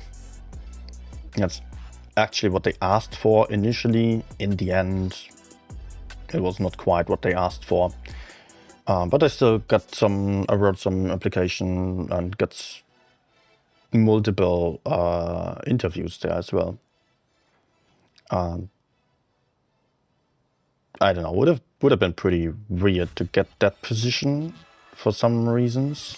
For once I would be in a position where I would handle YouTubers like myself at the moment, and I wouldn't know what to do with this channel, and I would have the hobby as a job. I don't know if that is good for continuing the love for the hobby. And then there is also Well, the way that the interview went, they didn't really know what to do with me. I was just like, I was asking them, okay, what do you want me to do? You tell us. Okay. I think the rest of the interview I will probably not discuss in public. That's better. But actually, it was pretty nice. I was with Alexandra and some others that you may know, like Tortic and another developer. And they were very nice, just did not really know what they wanted from me, apart from massive growth that I could definitely not deliver with a YouTube channel. And I was quite clear about that. So they did change their goal to getting someone from a similar position from a different industry, or from same industry but a different game. I don't know if that helped them with achieving the goals, but yeah. That's how it went. Otherwise, I have different skills that are not really intended to program games and manage communities, actually. But who knows? I mean, sometimes, of course, there are opportunities that you can take that are sounding good, and I would have been open to that as well. Moving to Berlin would have been really weird as well, because I would have been fine with that, but Berlin is a large city, and I don't like such large cities at all. To some degree, yes, but also it's stressful and loud, and getting an apartment is basically impossible there. There are like people queuing up for visiting apartments. What I hear about the real estate market in Berlin is nothing good.